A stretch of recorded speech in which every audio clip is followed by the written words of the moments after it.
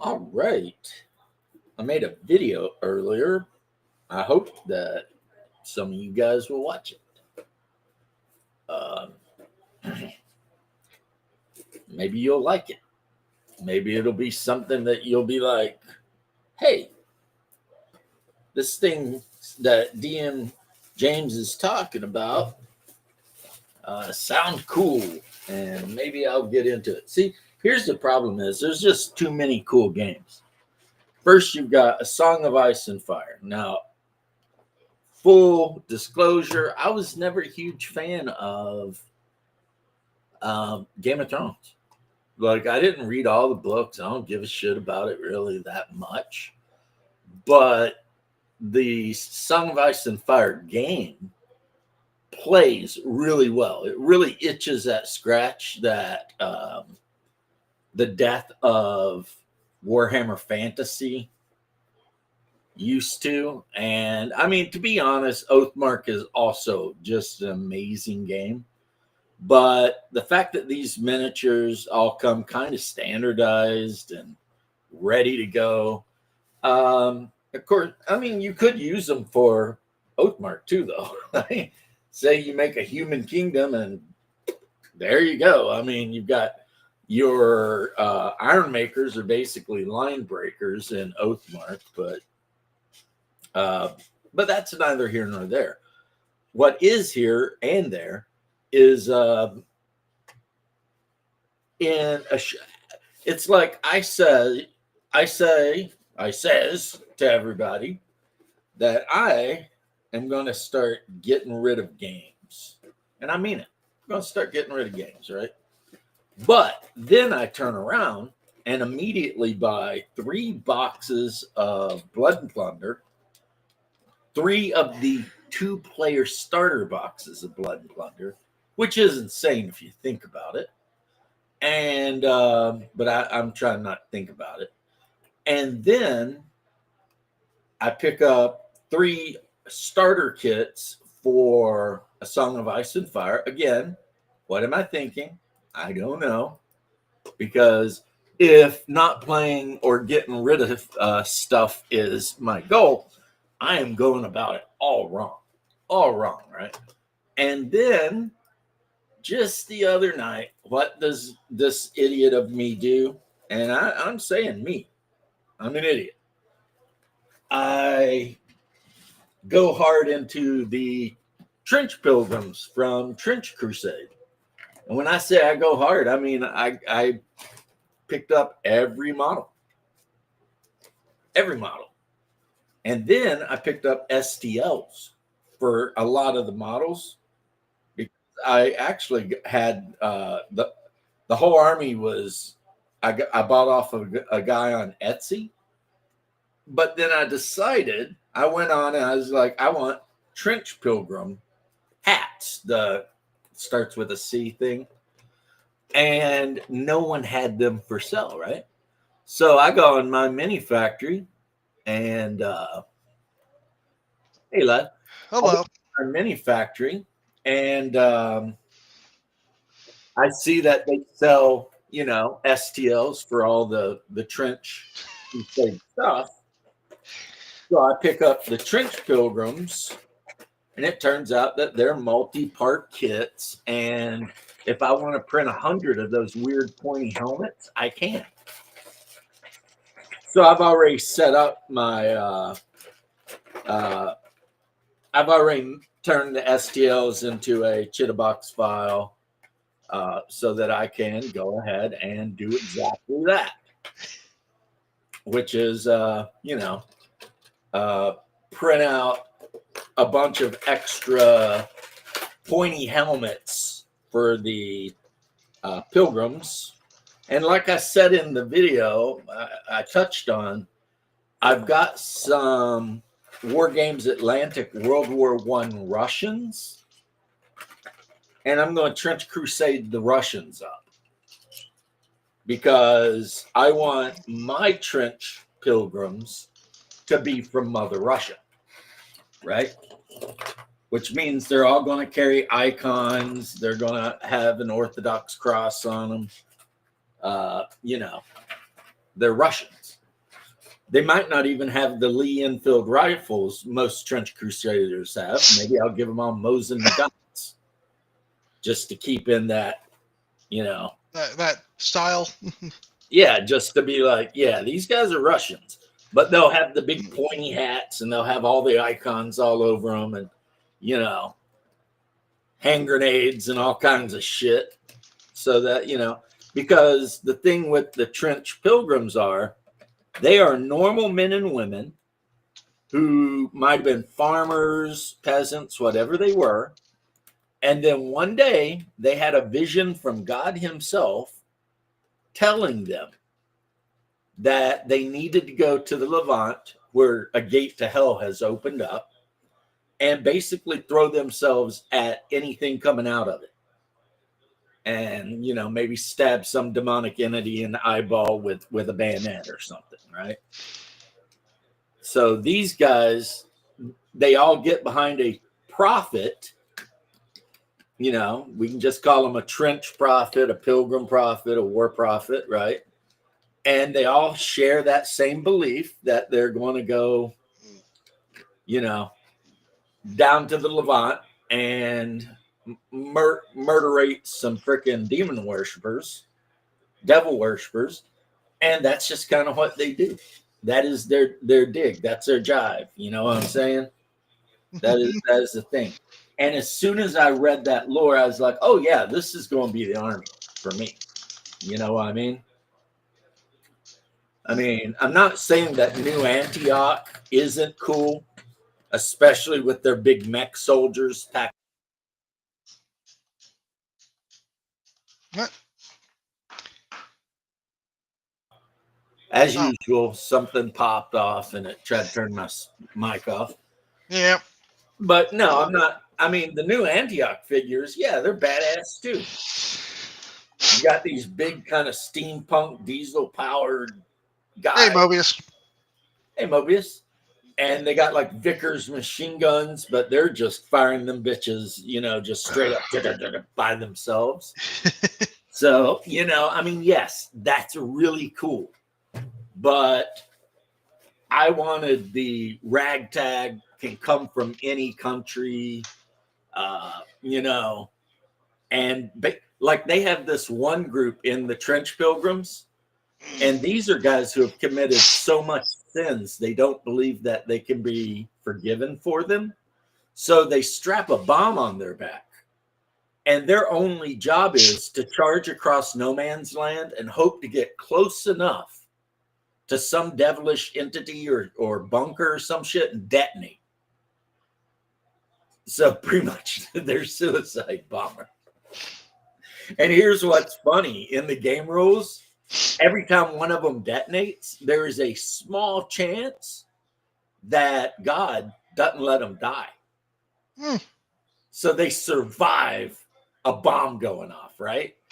And they still have all the injuries that would have killed them, but they're not dead. But they're not really alive either. They're in that halfway state. And so then they become a different kind of thing, like a revenant. But their job's the same, run around killing devil worshippers. So it's like, okay, all right, And of course, if you so choose, you can play the forces of hell. And there's like 3 of them. There's like heretic legions, the forces of Beelzebub, which are basically Nurgle. They like spreading diseases. And then the court of the 7-headed serpent, which is pretty much, just hell. And their figures are gross. Like when you look at the figures, you're like, these are gross. These are absolutely disturbing to even look at. You know what I mean? Well, what do you expect from demons? Right. They're straight up, because the lore is in 1099, the first crusade conquered Jerusalem. And some of the Templars found like a passageway deep underneath, Jerusalem. And when they went under there was, of course, some kind of relic that was whispering shit at them. Now, anyone who's ever played Call of Cthulhu knows that at that point you leave. Yes, right? you leave. You don't hang out. If you run into some kind of weird thing and it's whispering to you, you leave because nothing good is going to happen, right? What has, even outside of Call of Cthulhu, when things start whispering at you, how many times is it ever going to be good? Right. Unless you're a paladin and your holy avenger whispers hymns and psalms or some shit. Yeah, most of the time it's not that. Outside of that, weird Blackstone artifacts whispering shit to you, not a good thing. Not something you want. It reminds me when I saw somebody I thought would be smart enough not to do this, started trying to mess with the big, horribly evil black altar, and I'm like, well, that's what these idiots did, Leth. I'm like, they listened to the whispers, so then they decided, these whispers say that we can become immortal if we do some things, right? I think that's in-game shenanigans from an NPC. Well, this is an actual player who should have known better. Well, these guys are written to be actual people who should have known better too. Pretty much, yeah, I guess. So the whispery altar thing tells them they need to sacrifice a bunch of humans, blah, blah, blah. And they do. And that's called the First Heresy. And guess what the whispery thing is? It's portal to hell. And the people whispering the whole time were demons from hell, devils actually, like the big guys, right? Yeah. So I think this is more of like a thing of, well, it's just like in lore, these people were corrupted and they sought power. Well, in D&D, if a player sees a big, black, horribly evil looking altar, they should know not to mess with that. They should, but do they always? No, they don't always. No. Some players would be like, "Nah, I'm messing with that for sure." I am going to, it promised me immortality. It promised me immortality. Oh, God. And so what do I got to do, right? So these guys, these paladins, basically, of the Crusades, they all get super corrupted. And then, you know how in Revelations it talks about locusts the size of horses, but with scorpion stingers, etc.? Yeah. Well, they have miniatures for those bastards. And they flood out into the streets of Jerusalem and just start, doing what the forces of hell would do, right? And so the Crusaders are like, yeah, we're effed. The ones that kept the faith. So they have to withdraw from Jerusalem and they flee to Antioch, the city to the north. And they basically managed to hold the line at Antioch, even though, the forces of hell managed to conquer the whole Levant, including Constantinople, which pisses me off. But anyway, that was in 1099. The game takes place in 1914. And guess what? The war's still going. It's never stopped. But because of all the centuries of war, technology is getting weird, right? First off, the Chaos Legions, I almost called them, the Hellish Legions are getting all this information from the devils of hell about how to build shit, like demon engines and shit. So they start building submarines and tanks and, all kinds of crazy shit like that. But on the other hand, the humans in Antioch are getting like blessings and messages straight from heaven. So, yeah, and they say really the only thing that's saving humanity is the fact that the devils can't agree on anything. Because, they're chaotic evil. So they're all like, no, I'm going to do whatever I want.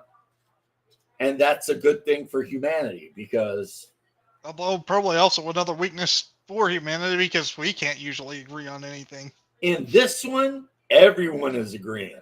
Yeah, okay, fair enough. But hopefully you have to bear in mind that a lot of things change. Like the Muslims, when the demons started spreading out through the Levant, one of their great alchemists or some shit, was praying and stuff, and a gigantic iron wall rose up to surround their little region there.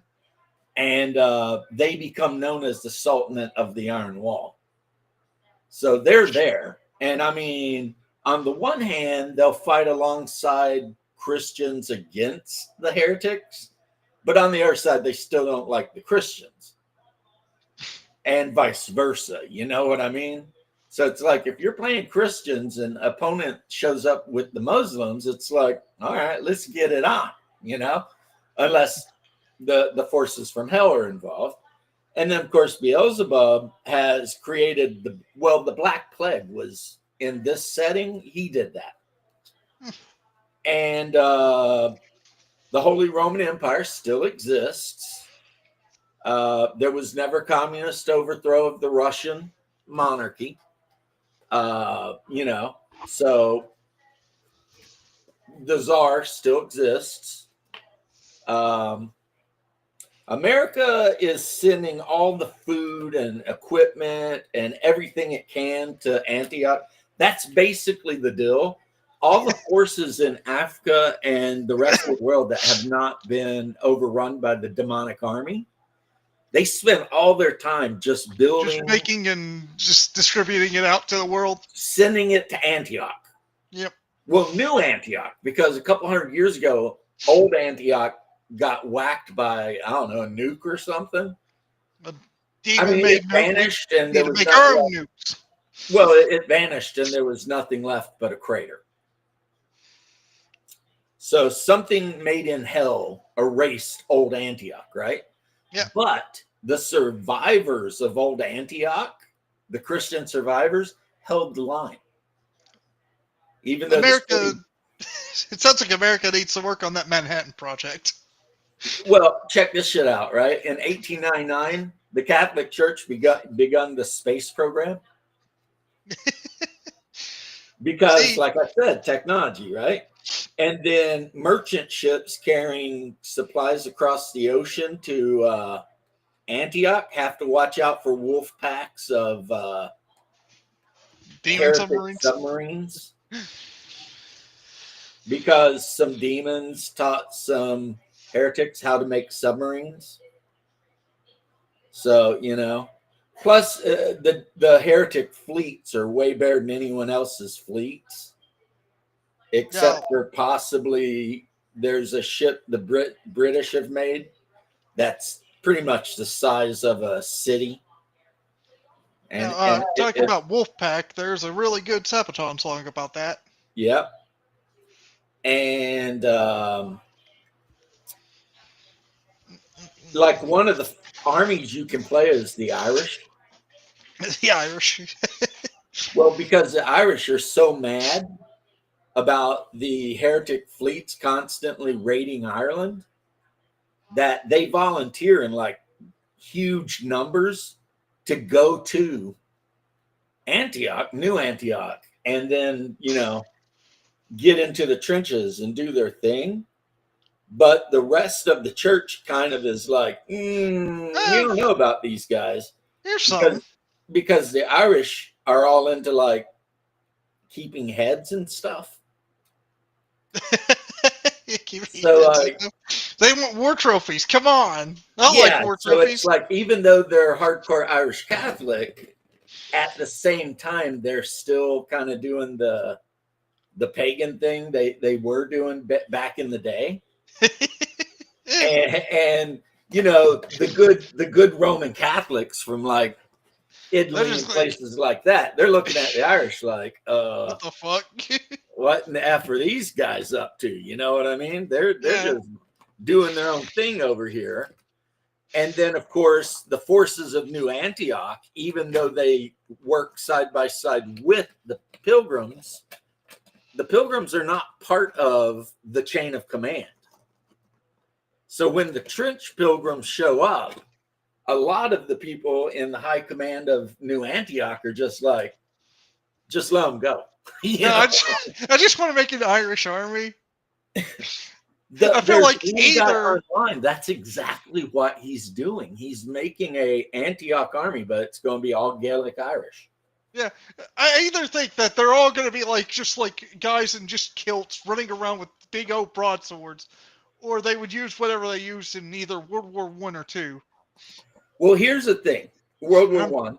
guessing that they would use a lot The of British forces of equipment. heaven have taught the metalsmiths in the Holy Roman Empire how to make a special new kind of metal, or calcium.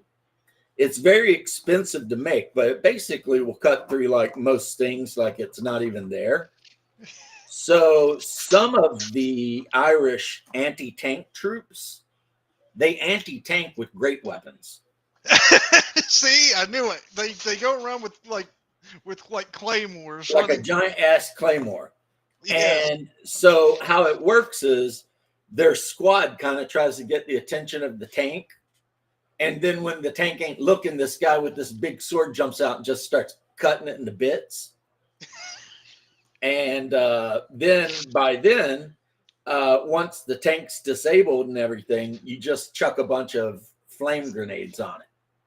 This almost feels like what Japan thinks Irish would be like if they were in an anime. I wonder if they'll add Japan. I wonder too, because I wouldn't mind that. That would be cool. I mean, if you want to make an American army, you can 100%. Yeah. You can make an American Antioch. You probably could make a Japanese Antioch army or Pilgrim army and just say they heard the word and they're like, F it. We're over here doing shit, Yeah. Because they say New Antioch because there's volunteers from basically everywhere in the world. You can hear 100 languages while you're walking down the street. You might hear an Ethiopian priest, souping the Irish up for the next battle, or Russians, For or America, it'd be easy. You just give them Garans and M1911s. in World War One, they didn't have Garans. They had Springfields. Okay, Springfield's in. Which are just copies of Enfield. So yeah. But yeah, technically though, they wouldn't really have many 1911s either because I think they were still using 38 pistols. But you could give a few of them shotguns. Fair. Would wasn't the 1911? Wasn't the 1911 in World War One though?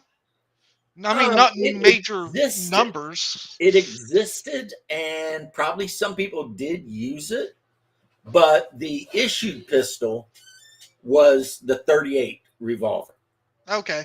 Kind of like how the English used the Webley up until... The weird thing is, I heard that in World War II, especially, apparently Americans weren't really issued pistols that much, and why they highly valued finding, like, pistols off of dead, like officers were issued pistols, but your average soldier was not issued pistols. Yeah. And I'm like, wow, that's weird to find out. But if you think about it, a Trench Crusade, New Antioch, I gotta say New Antioch. The historical gamer in me wants to keep going Antioch.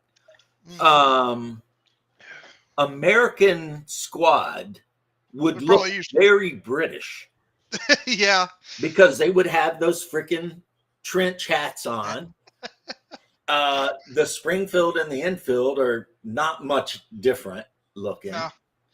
Although wouldn't some of them may have the Craig Jorgensen, or was that later that they made the Craig Jorgensen? I don't know. I mean, I'd have to look it up. Probably not major uses. The Japanese would be easy. Just find World War I era Japanese guys and stick a bunch of crazy shit on them and say, this is my platoon, because the game itself is miniatures agnostic. So you can use whatever you want.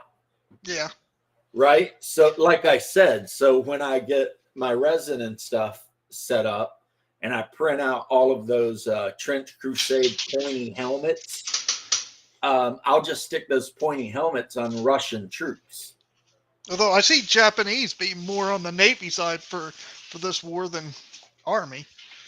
Yeah, well, Navy is a thing you can play. Naval Raiders, they have them for heretics and good guys. Just think about that. The World War One Japanese Navy that beat the Russians fighting the evil demons.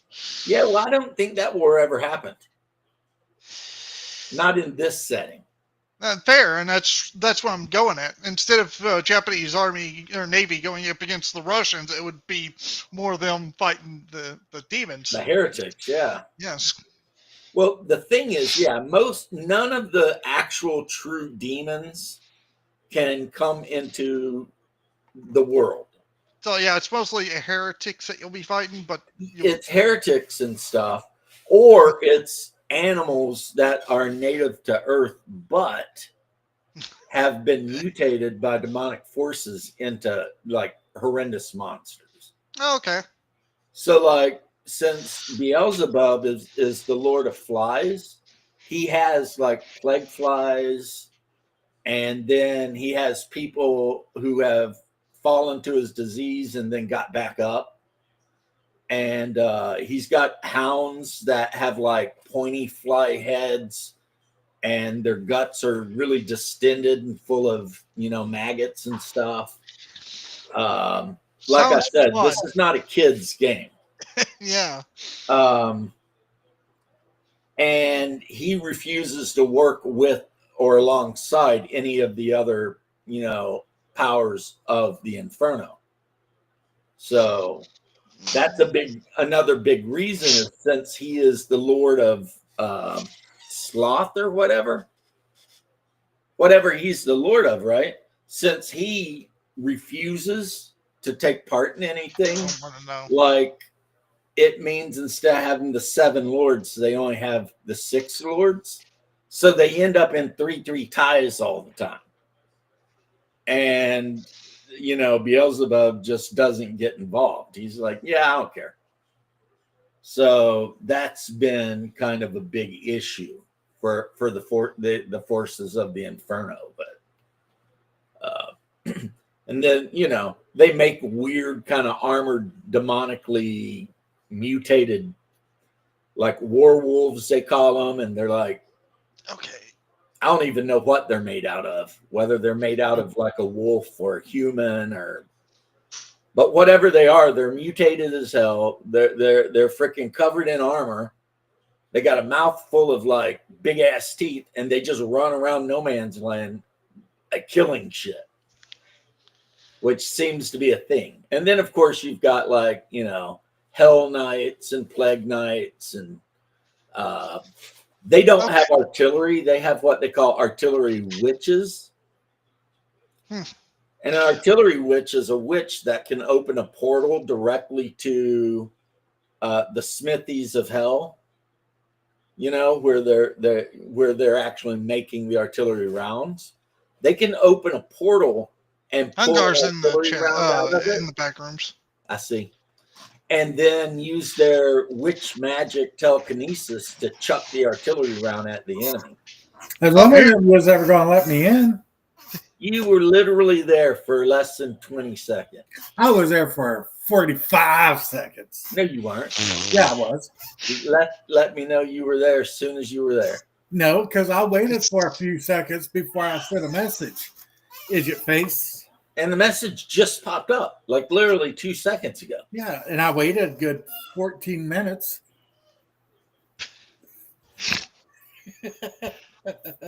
If you did, that's on you. Come on. I can't see in the back rooms here. Yeah, I'm just all like... But here's something, James. I was wrong. If it was the Americans, they would be called Springfield Model 1892s to 99.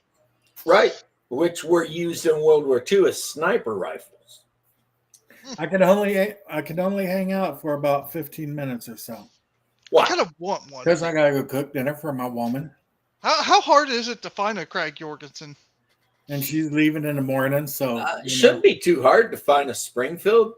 And honestly, like a Remington 700 is the same damn thing. Yeah, and you used to be able to pick those up for like $400. Yeah, they're a little bit more now.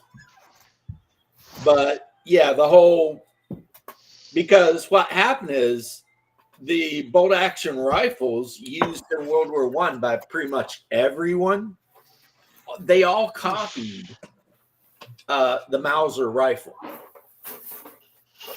They were all just copies of the Mauser locking bolt system, right? So while they all might, the Remington, the Savage, whatever, they might have a different look to them. How they actually function is identical. Now, the one that's different is the World War II Enfield 303. That thing's its own little beast. What you got? Bit of honeys? Yep. I kind of like the history behind the M1 Garand, though. Well, yeah, a Canadian guy was like, I'm going to make this thing, and then the Americans will use it. No, I like that it went through a lot of the trials, and then after I think they gave it to the infantrymen, they found a little bit of an issue with it, how you load in the thumb masher bit, you mean? No, not about it being thumb mashing, but it would actually jam on the 7th round if you put it in wrong. Ah, well, you know.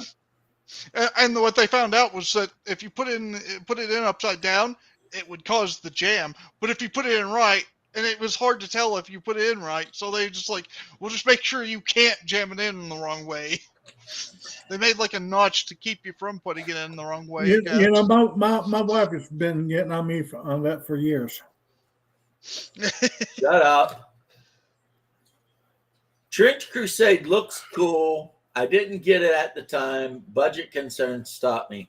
Well, the thing is this, Cal, you can either pick it up for, it's not on the cheaper side for sure, but you can go to Etsy and find all of the official miniatures pre-done. They just mail them to you. Or if you have a 3D printer, you can go to My Mini Factory and just go to the thing and download whichever armies you like or miniatures you like and do that. Or like I said, you can download since I'll play Trench Pilgrims, obviously the normal people that are just caught in the middle of shit. Download the multi-part miniatures, then print the pieces out that you want and glue them to War Games Factory World War I Russian soldiers. I probably will go with the Irish because I kind of want to print out Irish and kilts running around with claymores. Yeah, So I mean, the hardest thing for me, I think, around here is pretty much. I think that Trench Crusade will end up being a passion project for me because I don't know anybody who plays it. Windrunner might play it, would you? He might, but BGT will play it. He might, but then again, you heard he's got a lot going on right now. You know what I mean? When I come down there, I'll play it. Yeah, but the problem is where I end up in the hospital getting another stent put in or something. Yeah, that's probably what'll happen. If you come down again, you'll just end up in the hospital getting another stent. So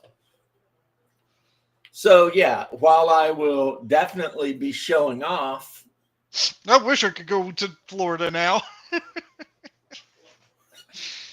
Yeah, that's why, Cal, it might be better if you don't like 3D printing. It might just be better for you to, if you wanted to actually play and you had somebody to actually play it with, to just go on Etsy and find a store that has, whatever. Another thing about the game, though, and I said something about this the other day, is it's miniatures agnostic. So, if you had some chaos cultists, it would be super easy to just change them around a little bit. And now they're heretics or trench pilgrims. I mean, honestly, it's kind of hard to tell the difference if we're all honest about it. But so, I mean, you might, with your collection of miniatures, already have enough kind of crazy shit laying around to play the game. If you can find people to play it with. I mean, I mentioned on my local game store's webpage that I was thinking about getting into it, and I got 0 responses. And right now, I mean, the rules are free. Just go download the rules, and they're written by the guy who wrote Mordheim. So all of you old school Games Workshop guys, we all know Mordheim. We all loved Mordheim. Second best game Games Workshop ever made. Mordheim. The first best game that Games Workshop ever made was Man of War. I found a set of dice I want.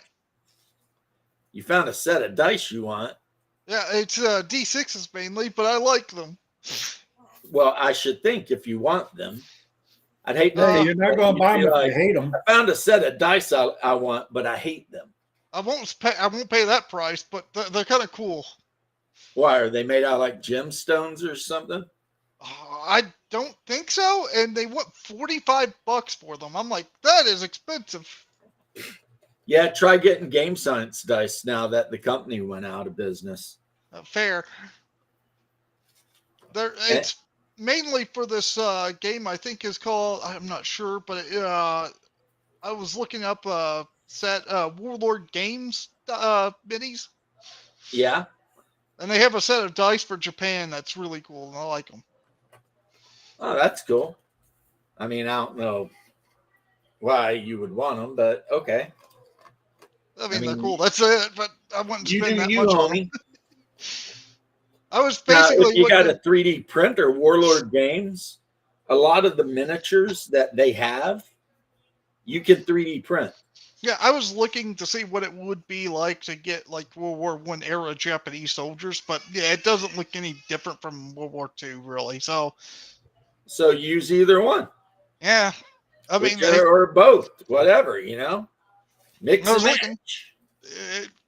I guess it's because not much difference for the Imperial Japanese Army for that time or Navy. Well, the Japanese government during that era was incredibly conservative. Yeah. In their views on, hey, should we change anything? No. Yeah, we bombed the Warrior right out of them. I don't know. We'll see. But yeah, they're like, we're thinking about upgrading this thing. Nope. They didn't have the resources for it. The designs are crazy style. And the Grimdark is definitely at 11, whereas 40K, I'd say it's dropped down to about a 5 or a 4. Because, just throwing some skulls on something does not make it Grimdark, right? Yeah. There's more to it than that.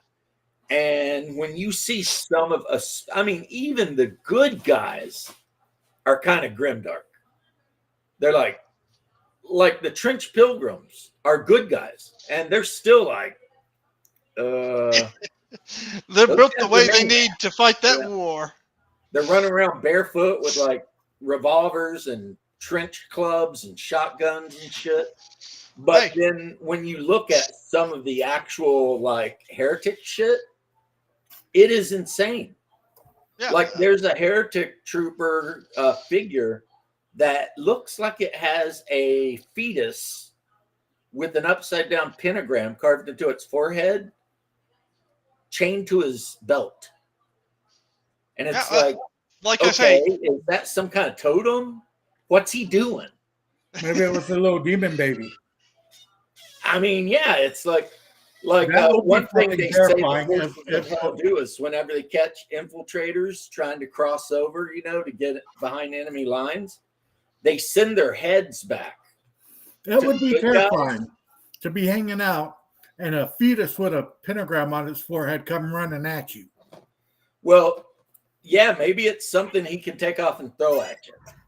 But what they do is they cut the heads off, and then they use Goetica ruins. So, the Ars Goetica, the Kiyosaman bullshit. The demons are big into that, right? And they put runes on the head so that they'll never, ever stop screaming. And then they send them back. Yeah, because that's just not fucking horrific.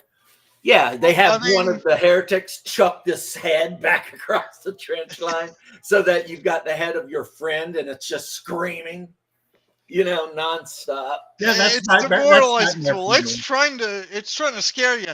You know what you need to do, and these people know that what they need to do is to stop the shit. So they know what to do. That's nightmare fuel. 100%. Yeah, well, the good news is, those big pointy, wicked looking hats that the Trench Crusaders wear? Yeah. Not only do they got a built-in gas mask, but they also make the person wearing it like fearless. Again, with all this, they're just like, we don't care. We're gonna run up on you and bayonet you right in your demonic guts. This just reminds me of what a Florida man from an anime says, and I'm agreeing with them. Right. He's like, they are the Trench Pilgrims are the Florida men of the game. Now, in Full Metal Panic, they actually made a Florida man, and I think they did a really good job because it's like this French guy saying, "Oh, you know what? This goes against our medical knowledge." And it's like, you know what these theories mean? Jack shit if you can't even survive. What are you gonna do in the trench or when you're running away from enemies and they're chasing after you and you're out of energy, nearly dead? Are you gonna sit there and listen to this theory, or are you gonna fight? Speaking of war, I want to bring up this little tidbit I heard. What tidbit did you hear? During the Battle of Fallujah, Yeah. the Marines got so many headshots. I told you this. No, you didn't. I saw it I yesterday online that they did Dude, I told you this like weeks ago. Where they had to do a They investigated them because they thought they were executing prisoners. But it just turns out if you give a Marine an M16 with an ACOG on it, they're really good at shooting people in the head. Yeah, well, they got body armor, so the hell with that. Well, what it is the Arabs, and they were the same way when I was over there, the enemy soldiers, they like to play looky-loo. So when they do their little looky-loo around a corner, I mean, if you're waiting for them, Bap.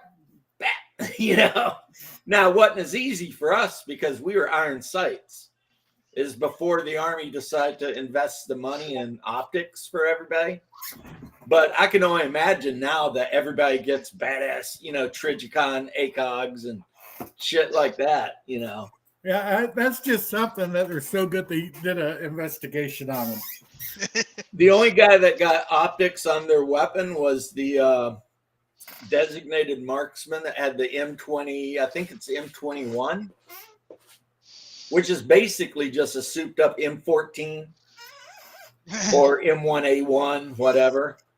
And he got a scope, but it wasn't even a good one. It was like, I don't know, ×5 or some shit. Better than a poke in the eye with a sharp stick. Yeah, well, the idea was if your squad comes under sniper fire, maybe he can anti-snipe that fool. Anti-sniping. But I think you'd be better off with sniper rifle in the world. Iron sights on that one, though. Yeah. I'm gonna go cook some. I mean, think about Simo Haya. He did way better without the scope. Well, Well, yeah, was but a the thing freak of about nature. Simo Haya is he was engaging the enemy at 100 yards. And a freak of nature. And a freak of nature. Yeah. It wasn't like he was shooting somebody 1,000 yards away. They're 100 yards away or less, and he's just popping them off. And Yeah, I've you know seen that my guy used to cousin. chew ice. I've seen my cousin He get on snow so that when he breathed, it didn't fog. it wouldn't miss. I mean, that guy's. I see one of our cousins shoot a deer right between the eyes at 100 yards with a smoothbore rifle. It's not that hard that close. No, that 50 cal, I think that thing was rifled. That Hawkins 50 cal. Yeah. He just had a cheapo black powder. Yeah, I know exactly who you're talking about. And I'm telling you, that was a rifled musket. Oh, well. Still is the easy. It was still a black powder 50 cal musket. At 100 yards. And he still hit that deer right between the eyes. Killed it deader than hell. Scooped the whole top of its head right off. There's like a neck and a jawbone hanging. Nothing else. It's all gone. But that's what happens when you shoot something with like, I don't know, 400 grain round. Like, all right, I'm going to go cook tacos. Okay, well, if you get done and I'm still on because it's Monday, come back. I will. Okay. Okay. Love you. Bye. See ya. I love you. I love you. You see how he's waiting for me to, right? Because he said, I love you, bye. And I said, bye. And he's like, well, then. My brother's nothing like that. He's like, well, I will sit here until you say you love me too. Oh, Because that's just how my brother is. He's like, wait a minute here. it might take me years to see my brother now. He moved on. Where do you move on to? To college. Oh, well, I'm going to tell you something, Les. When you tell people someone moved on, Don't mean like sounds like you're saying they died. No, he didn't die. Sorry, that's not what I meant. It's like he moved on to a better place. No, he moved on technically to a worse place. Where is he going? Like Louisville? No, actually worse than that probably. I can't remember where exactly. Shoot. Well, no biggie. Some stupid college I don't care about. That's where. My mom is a UK alumni. Go Wildcats. I mean, go Wildcats, I guess. Hey, at least they don't have Calipari anymore. Yeah, I mean, they suck at every sport except basketball, but, go Wildcats. But even for a while there, they sucked at basketball. I know. It's like when people are like, hey, what team is like, dude, you need to know that Kentucky is a basketball state. Yep. They do not give a shit about anything you got going on. Hey, James, how you doing? They don't give a shit about anything you got going on with any sport unless it involves, a group of guys dribbling up and down the court. My dad probably wishes that they had a better football team, but they never do. They're just trash at it. It's just because what happens is all of the guys that are going to be really good football fans or players, they end up going to the SEC or some shit. You know what I mean? Yeah. They end up in Florida State, Miami, freaking Alabama, Roll Tide, shit like that. That's just, it is what it is, And I don't know how, because I don't remember. I think you're not allowed to pay them or anything. But I guess if you're going to go to college and you're a young man and the coach is like, look, you can go to a school where it's freaking basically summer all year long. And there's tons of hot chicks all over the place that really love the football team. And, everyone loves the football team. Or you can go to a state where the basketball players are going to be the big guys on campus. What do you want to do? Yeah, it's like, are you going to go to Kentucky where football, nobody's going to really care too much about you? Yeah. Or are you going to go to Florida? You're not basketball. Or you can go to Mississippi, you can go to Alabama, Georgia, any of the southern states. And they're all like, we don't give a shit about basketball. All we care about is football. And that's just the way it is, That's the thing. You grow up and you're like around here, man, the big rivalry is FSU versus the Gators, or FSU versus Miami, or the Gators versus Miami. Yeah. So pretty much in Florida, every Florida college team hates every other Florida college team. I also wonder what's with UK and Tennessee on that one. My dad really hates Tennessee, I guess. I don't know. I don't know. Volunteers, they're a pretty good team sometimes. I mean, maybe that's just why he doesn't like Kentucky losing. Now, a football state up there, though, is Ohio. Yeah. Ohio State almost always has a decent football program. So I don't know. Maybe the guys at UK need to spend some money and steal a coach from Ohio or something. You get a better coach, definitely. Heck, Yeah. at least we don't have Calipari anymore. Right. But yep, it's always been basketball. And where I'm from, it's always been UK because UK's in the East. Oh, my camera froze up. Yep, yeah. Okay, it reset. What is going on? Oh, dock tape operation here. I know, this freaking thing is as sketchy as hell. Okay, and then do that. I'll be right back. You be right back. Okay, let's do this. It says the camera's on, so we'll turn the camera off. And then on, no? How about if we do this? Okay, and then we do this. Okay. This is some weird ass shit. I think it's like witches casting witchcraft on me. Right? They're like, hey, you know, that guy, he posts a lot of orthodox memes and stuff. Those bitches heard that you talking bad about them. Now they're after you. Yeah, somebody in wherever is like, let's hack this guy's computer and mess with him. But Monday night, the night I stream. I hope no one else is doing anything. Bruce is working, I think. It's inauguration day. It is inauguration day, but I thought that was over. Yeah, it is. I mean, I watched the Village People perform YMCA. I didn't see that part. Yeah, it was pretty fun, you know. Somebody was saying only one member of the Village People was actually gay. Okay. I was like, holy shit, that's I'd be surprised. and I'm like, it's gotta be the guy in the leather biker outfit. It's Yeah. be, If any of them are definitely gay, it's gotta be that one. gotta be that guy. Because I mean, come on. You're wearing a leather biker outfit. I mean, you know? Mm-hmm. That's like Frankie Goes to Hollywood kind of shit. But well, I mean, so it's officially over. The last 4 years, you got another 4 years of some other stuff, and I'll Much be better happy times, most likely. as long as we don't go to World War III. I don't think we will now.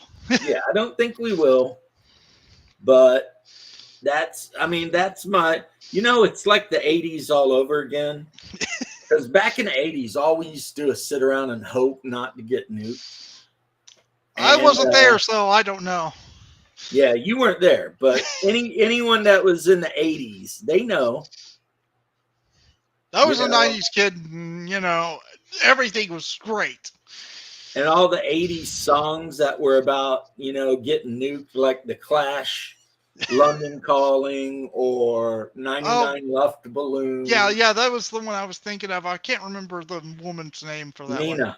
Nina. You had 99 Luft Balloons or Red Balloons. You had London Calling. You had, with her, they actually had to get her to wear a jacket just so nobody could see her. Forever Young. Forever Young. Oh, that's a good song. Yeah, and it has the whole, are they going to drop the bomb or not, you know, and all that shit. And it's like, it was like everything, you know, even Tom Petty's video, You Got Lucky, is him roaming around in like Mad Max world.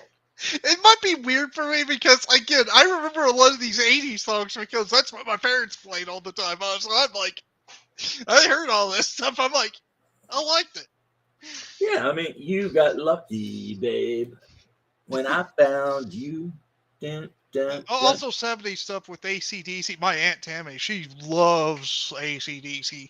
Oh, poor thing. But anyway, yeah. I mean, it was like in the 80s, it was just like everybody was kind of hanging out, waiting to get nuked. Though the most fun thing is that she's also a Star Trek Voyager fan. Oh man. You know how to really confuse a Voyager fan? Uh-uh. Go say to them, I love Janeway. She's my favorite villain. It's like, make one of the best starships the universe has ever seen, give it to a female captain, and she gets that shit so lost. It's It not takes even her that. like 20 years to get back. It's not even that bad. It's actually worse because how they wrote Janeway, she's so insane. There's a guy whose purposeful job was to make an insane character just to make fun of her, and he's like, I can't even keep up with her. There's a reason for my Janeway to do things. It seems like she just does crazy inane shit for the fun of it. You had the like Salish Indian guy with the face tats. And then you had like 6 of 9 or whatever. The Indian guy was actually written by a guy who knew nothing about actual Indians. It was a complete liar about everything he said. Well, 6 of 9 was the reason nerds watch that shit. 7 of 9. 7 of 9. 7 of 9, whatever. Which was actually technically the best written character, even though they put her in a cat suit. It's like, hey, I know you used to be a member of the Borg, but did they not have clothes? Because it's like every time we see Borg, they seem to be fully clothed. And then there's 7 of 9. But you seem to be walking around in a Lycra bodysuit that, everybody can see like all your bits. So I'm just wondering, is that I feel like that was a Janeway thing. She put her in that just to mess with 7 of 9. Yeah, like Janeway's like, yeah, just put this on, you'll be fine. It's like 7 of 9 is like, what the hell is this? All right, I guess. I mean, I don't know any better. I'm 7 of 9. It's like, God. I was made into a Borg as a child, so Again, usually 7 of 9 and the Doctor were the 2 best written characters there. right. Oh, God. And then the worst character in that was probably Neelix. God, I hate Neelix. I don't know who Neelix is, so I'll take your word on it. That He's Neelix, that weird alien character from the Delta Quadrant that just the writers decided to kind of, I don't know, torture everybody with. Yeah, I still have no idea what a Neelix is, so I'll just go ahead and take your word for it. He was their cook, who almost destroyed the ship twice in the series. What was he cooking? Matt? I have no clue, but apparently it was so bad that it nearly destroyed the ship twice. Did somebody tell him that whatever you do not roast tribbles? I don't know. They don't like that. They can get really antsy about that. Otherwise, he's usually just the most annoying character, getting most people killed through his ineptitude of anything. Well, I mean, yeah, I remember that character. We called him Will Wheaton. This one was Neelix. It's like, shut up, Wesley. I wish Neelix would shut up. Most of the time he didn't know when to. There's sometimes where he's written so well it's fine, but like 99% of his role was basically the annoying comic relief, and it was so bad everybody just hated him. You know why? Because at some point writers decided that every show had to have comic relief, and it's like his role wouldn't have been bad. Have to have comic relief. Yeah. You don't. It's not a thing that has to happen in every show. As a matter of fact, some shows should not have comic relief at all. Like if it's a sci-fi, I mean, if comedy happens because somebody does something and it's kind of funny, that's one thing. But writing a character just to be the butt of the joke, that I think that's just bad writing. you know? And another thing is, whenever they're doing the meeting room thing, why is the cook there? Hey, man, apparently you never been in the Navy. Well, I mean, this is different from the Navy. This is just like a random guy you picked up and decided to make a cook. And also, for some reason, the ambassador? For some reason? I don't know. I never watched that shit. I barely did. When I did, it was mainly the reviews of it. And I'm And just like, everyone I know that watched it, they only watched it so they could look at the board chick. Because, it was about that time in my life, not fair. So people were like, hey, I'm going to watch the board chick because she's super hot. It's kind of like the same group of guys that I liked Enterprise, but then you had wish I could like people Enterprise. I only watch Enterprise because I like the Vulcan chick. I didn't like the Vulcan chick. I hated the Vulcan chick, actually. And it's like, dude. I wish I could like Enterprise because it had one of my one of the actors I liked from a different show. Well, it had the guy from Quantum Leap. Quantum Leap, yeah, Bakula or whatever. I was kind of sad because of that. They just kind of wrote him like an idiot too. Don't know what it was at that time, but apparently they just couldn't write people very well. Dude, they can't write people now. They can't. Yeah, I know, but that's the start of it. I think. I mean, the last show I saw where the characters were all super well written and everything like that was True Detective season 1. Fair. And how long ago has that been? 10 years, 15 years? Long time ago. And every single character in that show was freaking bomb. They all had they all had their little hopes and their dreams and their character arcs and sometimes good stuff and bad stuff. And then of course, way before that, Red Dwarf. That makes me miss Mass Effect with its old storytelling. Right. I mean, I think that we have reached peak storytelling years and years ago. And now modern people don't know how to do it anymore. I mean, there was a time that Tolkien would create like 3 whole languages and then write a shit ton of books, right? And now R.R. Martin can't keep track of who did what and can't finish a damn series. I know. But he likes to keep talking shit about Tolkien. I mean, with Star Trek, there was DS9. DS9 was pretty well written, but the best written Star Trek of all, honestly, was the original. Yeah, probably TOS. I would probably agree with you on that. I mean, that was the one where they went to the one planet where they supposedly worship the sun, but then you find out actually it's SON, not SUN. Where Kirk has a baby with the Native American woman, or I mean, there was just, the Coms and the Yangs. I wonder how many kids Kirk did have. With the jokes are going with him, I guess. Right, and you had Harry Mudd and his harem of robots or whatever the hell they were. Oh God, Harry Mudd. With you saying that, it just makes me think of Harry Kim. And then you had poor dumb Harry. You had just such good writing. The Apollo episode was amazing. And it's just like all of the people who used to be able to sit down and write a 30-minute show, they died. Yeah. It's like comic books, man. Comic books today, for the most part, suck balls. And the reason is all of those dudes from the 1930s or whatever that invented the idea of comic books, they're all dead. Yeah. They've all passed on. They've all went to the next life, hopefully heaven.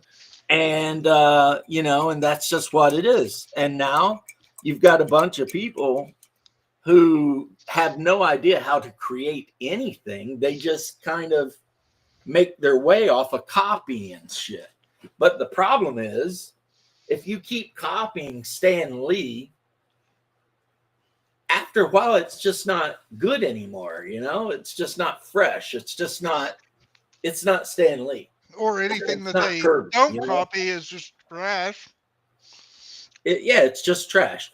And then when you start deciding, you know, like Superboy has to be bisexual, and you know, Squirrel Girl is a lesbian or whatever, and it's like, I mean, I didn't care for Squirrel Girl in the first place. I didn't understand that one. I think Squirrel Girl's superpower, she's autistic. Maybe, I guess. I don't know. I don't know much about Squirrel Girl. But like the MCU kind of killed Marvel movies just because, and it's like even women didn't want to see that shit. You know what I mean? It was like you Nobody can't wanted even to see blame that shit. grognards for that. Women didn't go see it. And then after they killed the MCU, they went to the comics and started killing them. And it's like none of them ever stopped and said, okay, I'm getting ready to change this character that's existed for 60 years. Would Kirby or Stan Lee approve of this? If they were sitting here in the room with me and I pitched this idea, would they have said, yeah, do that? They never to be asked fair, themselves that. Sometimes Kirby made a bad... I don't know if it was Kirby. I wonder who did that, actually. But there were some bad stories in the past. Oh, of course there were. I mean, you can't put out... I mean, there was a period where Marvel was putting out, like 50 comics a month?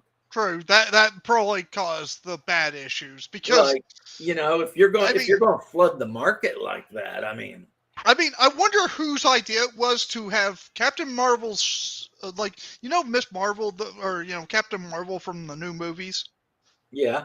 And one of the early, I think it was like 70-ish, like 1970s comic books, they actually had her son come back in time and start a romance with her. That is crazy. Yeah, I know. I'm like dumbfounded and like horrified with that implication. I'm like, what? Why? That reminds me of the Futurama where Fry went back in time and become his own dad. No, he became his own grandpa. Yeah. Either way, it wasn't good. No. But the point is, it's like, okay, look at the Rings of Power. Did the people who write the Rings of Power ever sit down and think, would J.R.R. Tolkien approve this? Like, if he were here, would he say, yes, this is good. Keep going. Of course not. He would have beat them with his freaking walking stick. And they know it. I think some of the C.S. Lewis adaptations would be like that too. Right. But they don't care because it's ego, right? It's like, instead of putting your ego aside and just making the movie based on the literature. Which, to be fair, the Lion, the Witch, and the Wardrobe movie wasn't terrible. It wasn't bad. But they have to put their own spin on it. Yeah. And it's like, that's just pure narcissism.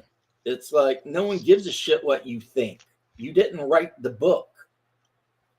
You know, you're just a guy that sits around and tells actors how to behave. So why don't you just do that? But they don't. They don't. They gotta put their little trademark spin on it. And the vast majority of the time, their little trademark spin makes the overall product worse. It makes me kind of sad when I see even the older guys actually kind of get roped into this crap too sometimes.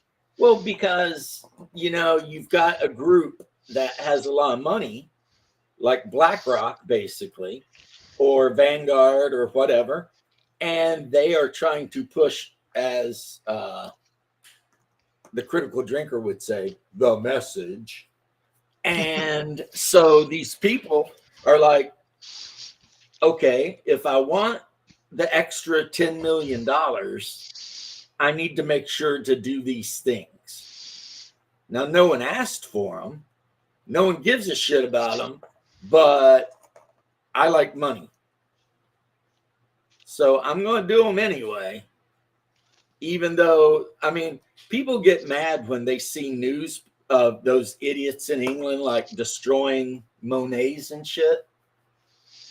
But no one gets upset when some director absolutely destroys a piece of literature.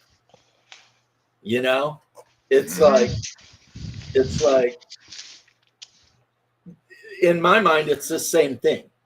If you take a book like the Iliad and you start taking all kinds of artistic whatever with it, I mean, that's really no different than walking into a museum with a sledgehammer and busting the head off of an ancient Greek statue.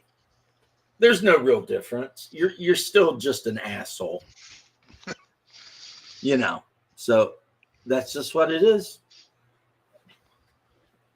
But that's just my rant. Now the next thing to craft,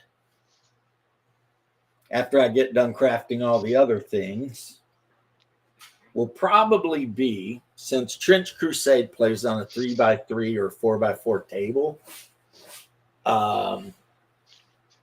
modular trenches to fill a 3x3 or 4x4 table.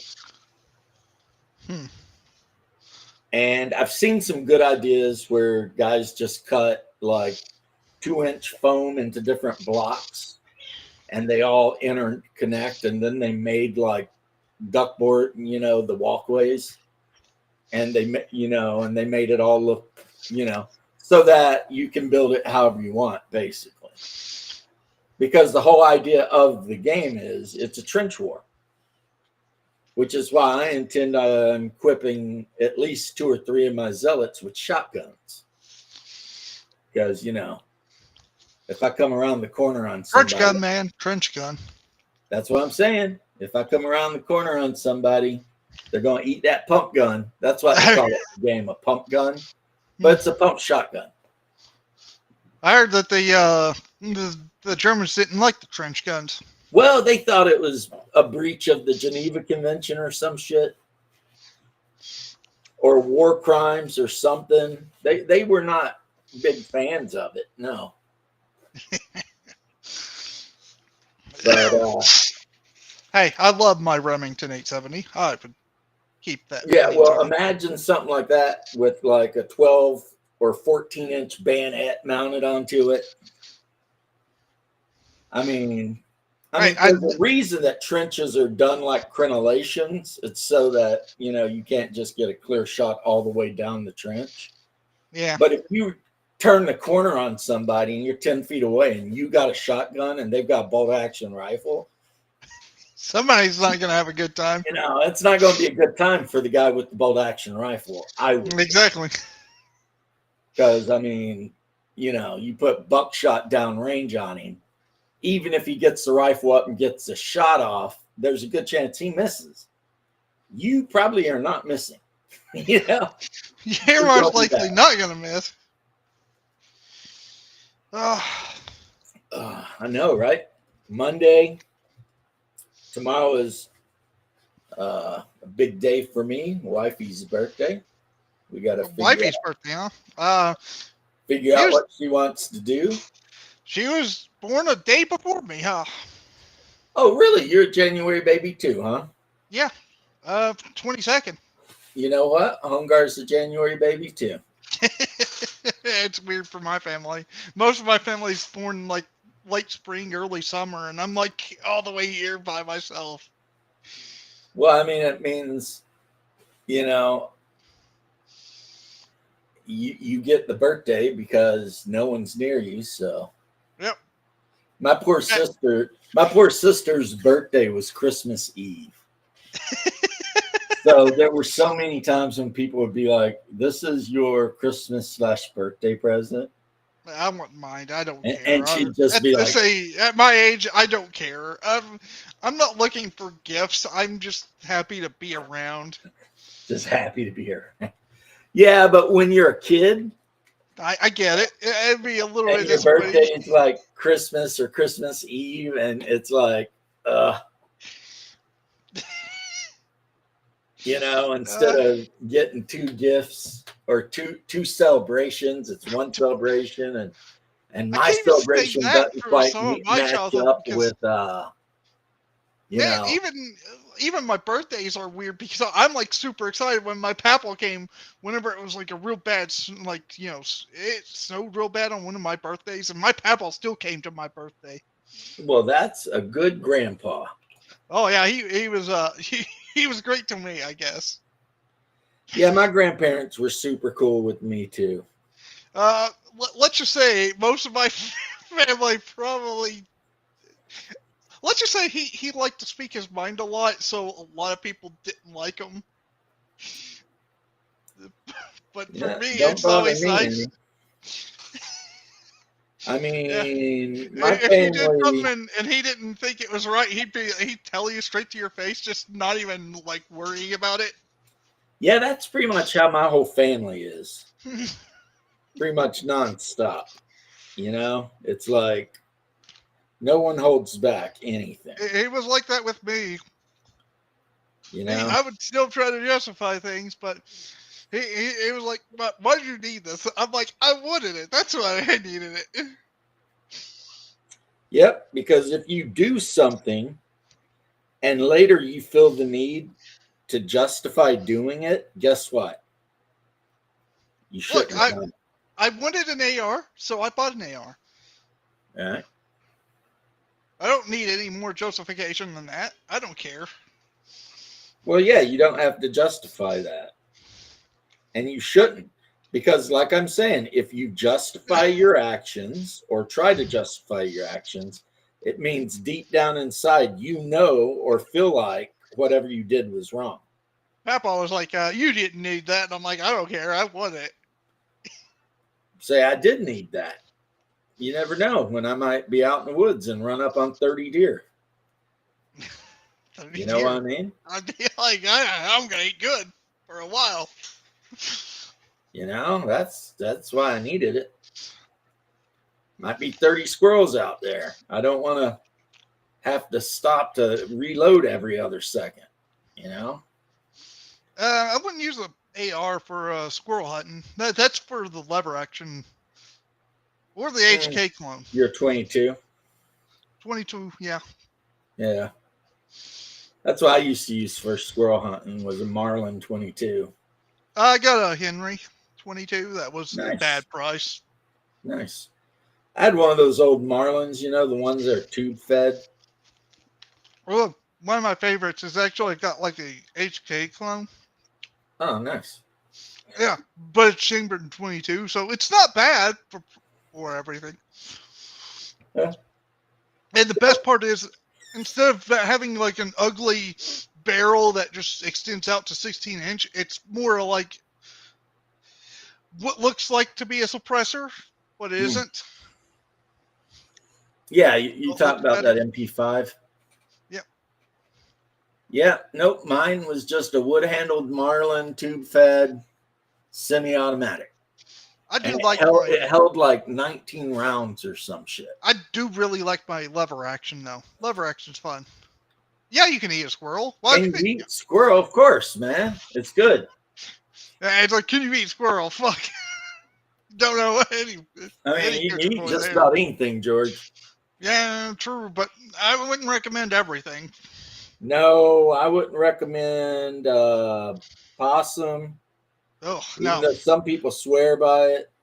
I would never eat a raccoon because, again, but some people swear by it. I used to sell raccoons to the black guys at the end of town.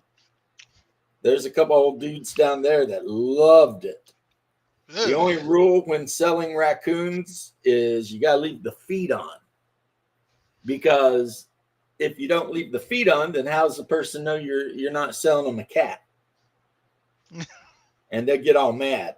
Now, who did that become a rule? I don't know. I don't know either. But I wouldn't be killing cats. But somewhere, someone went down to the end of town and sold some black guys' cats. I know I got emergency food now because there's a pheasant that just sticks around our house. Oh, little pheasant.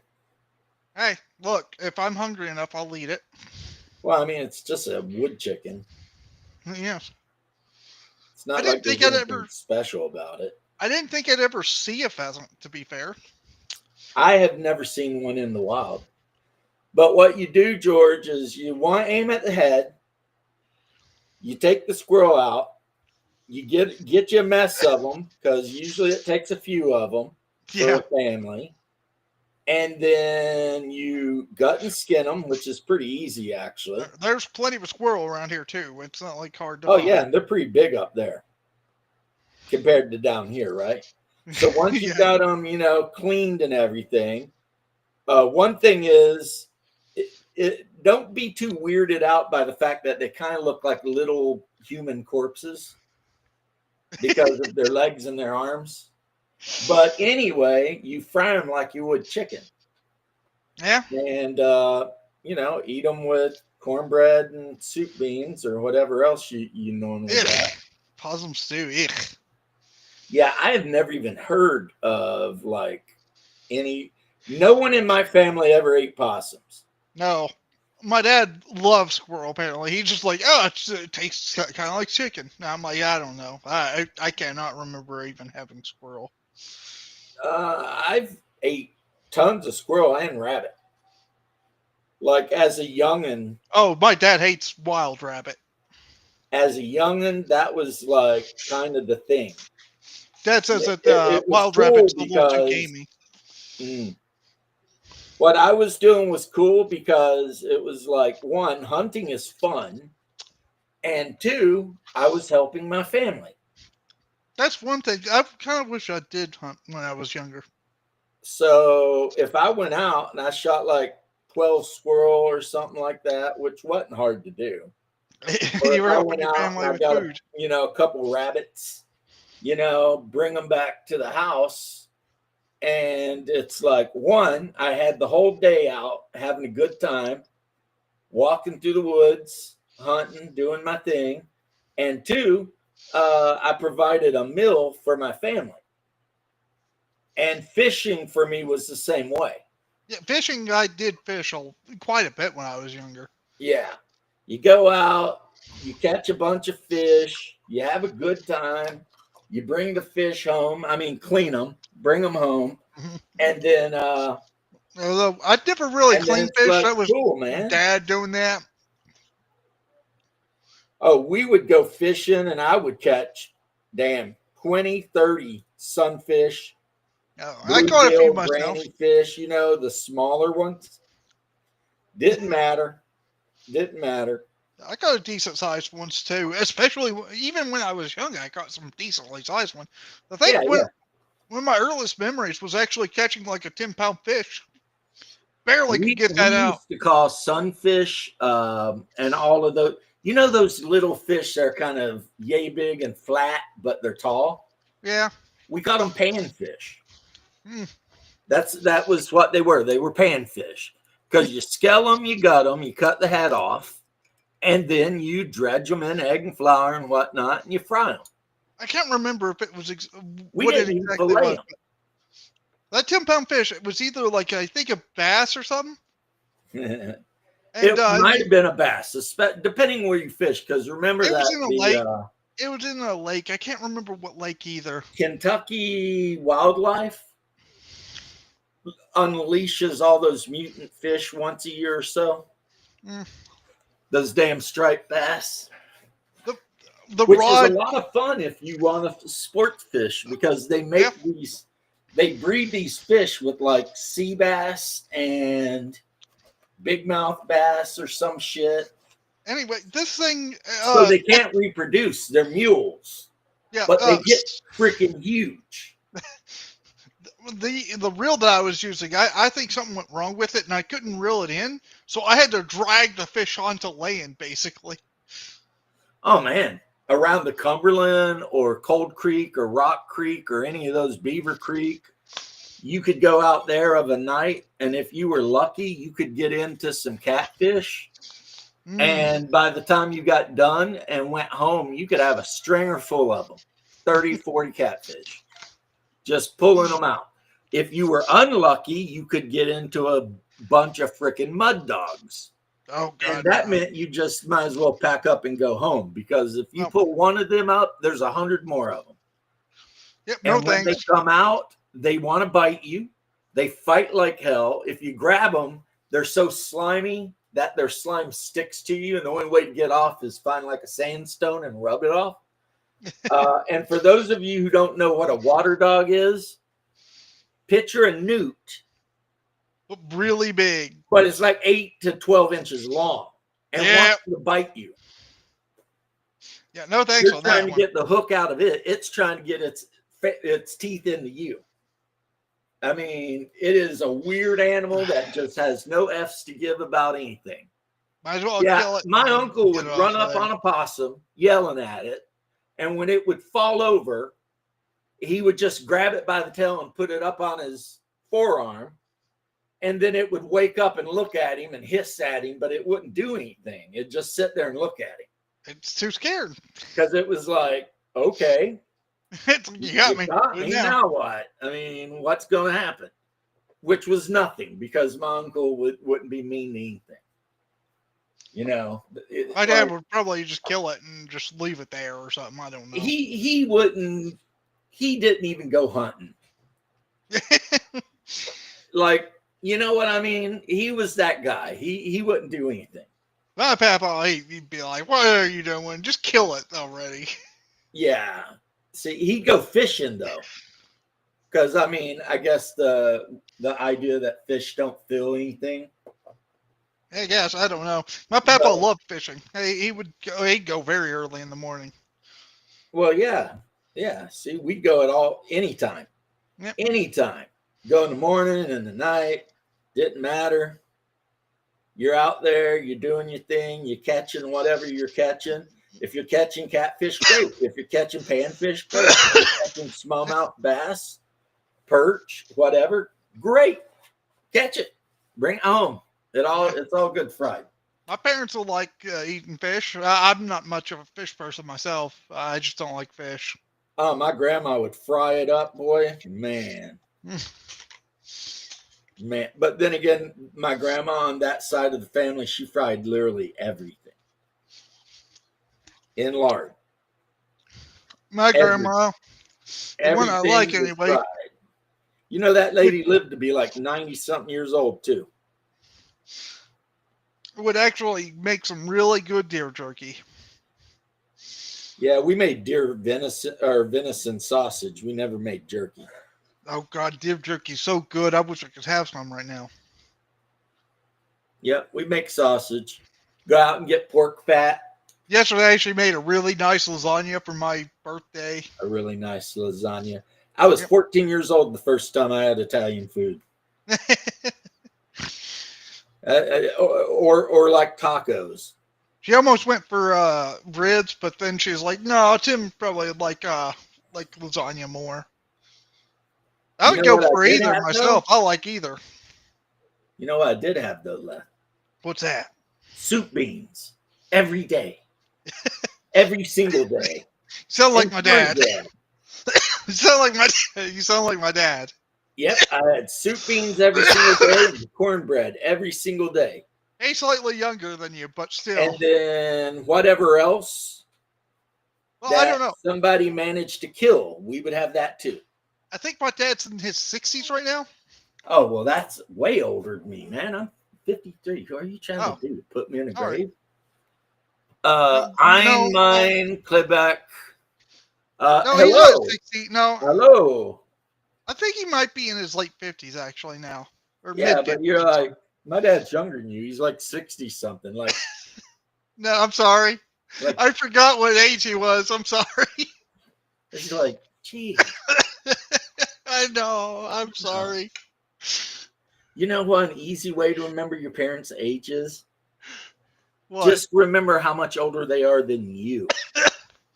I can't remember how old I am half the time. What are you talking about? Then, you know, you need to stop drinking that freaking White Lightning. I don't drink White Lightning. You need to I stay don't even know away what that is. from the meth or whatever it is you got going on over there. I'm not taking meth. I don't like taking any drugs, really. Even You ones need that's prescribed to me. I don't know. You're in Western Kentucky. Stop huffing cow farts or something. I Yeah, don't know what you're doing over there. you're like my teacher when I tell him that my grandpa was actually younger than him. It's like, I don't know what you're doing, but anyway, we got somebody from Germany. Hello. See Kyle? He didn't say Sieg Heil. He just said how, I know. which is hell in German. So What if he's a role player like we are, I mean, that's normal. Yeah. Hell and well met, adventurer. What does See Kyle exactly mean, though? I don't know. I think it means hell, the nation, or something like that. Ah. Like, I would have to look. I don't speak German, but I would have to look up what Sieg means. Yeah, I would have to also. But I think it's basically like saying, you know, nation. glory to the nation or all hail the nation, or so basically it's like an American being like, America, fuck yeah. You know, it's the same thing, except in German. You know, whatever. Hail victory, apparently. Oh, hell victory. Well, that's okay. A lot of people why not? apparently I just mean, want to try.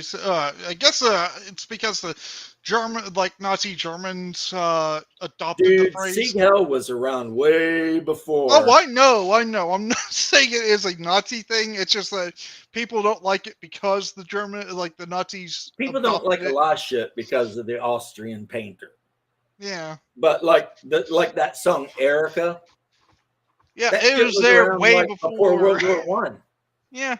You know, it's like all of these things that people dislike that I'm you pretty know, sure like Katusha was there before the Soviets were there. Right. It's like the song about my good comrade. That's a World War One song. You know? Yeah. I once had a good comrade. He ended up getting killed. Berlin. And God bless America. Well, you know what? Hey. Nice to see you, man. Yeah, it's good to see you. Yeah, we're hopefully things will straighten up and we can get a lot of these wars put to an end, and you know, I think will happen soon because I don't see it being as bad as when Biden was in office. and then hopefully, I mean, I know Germany's got an election coming up. We'll see how that goes. Maybe you guys can get who you guys like. I don't really know.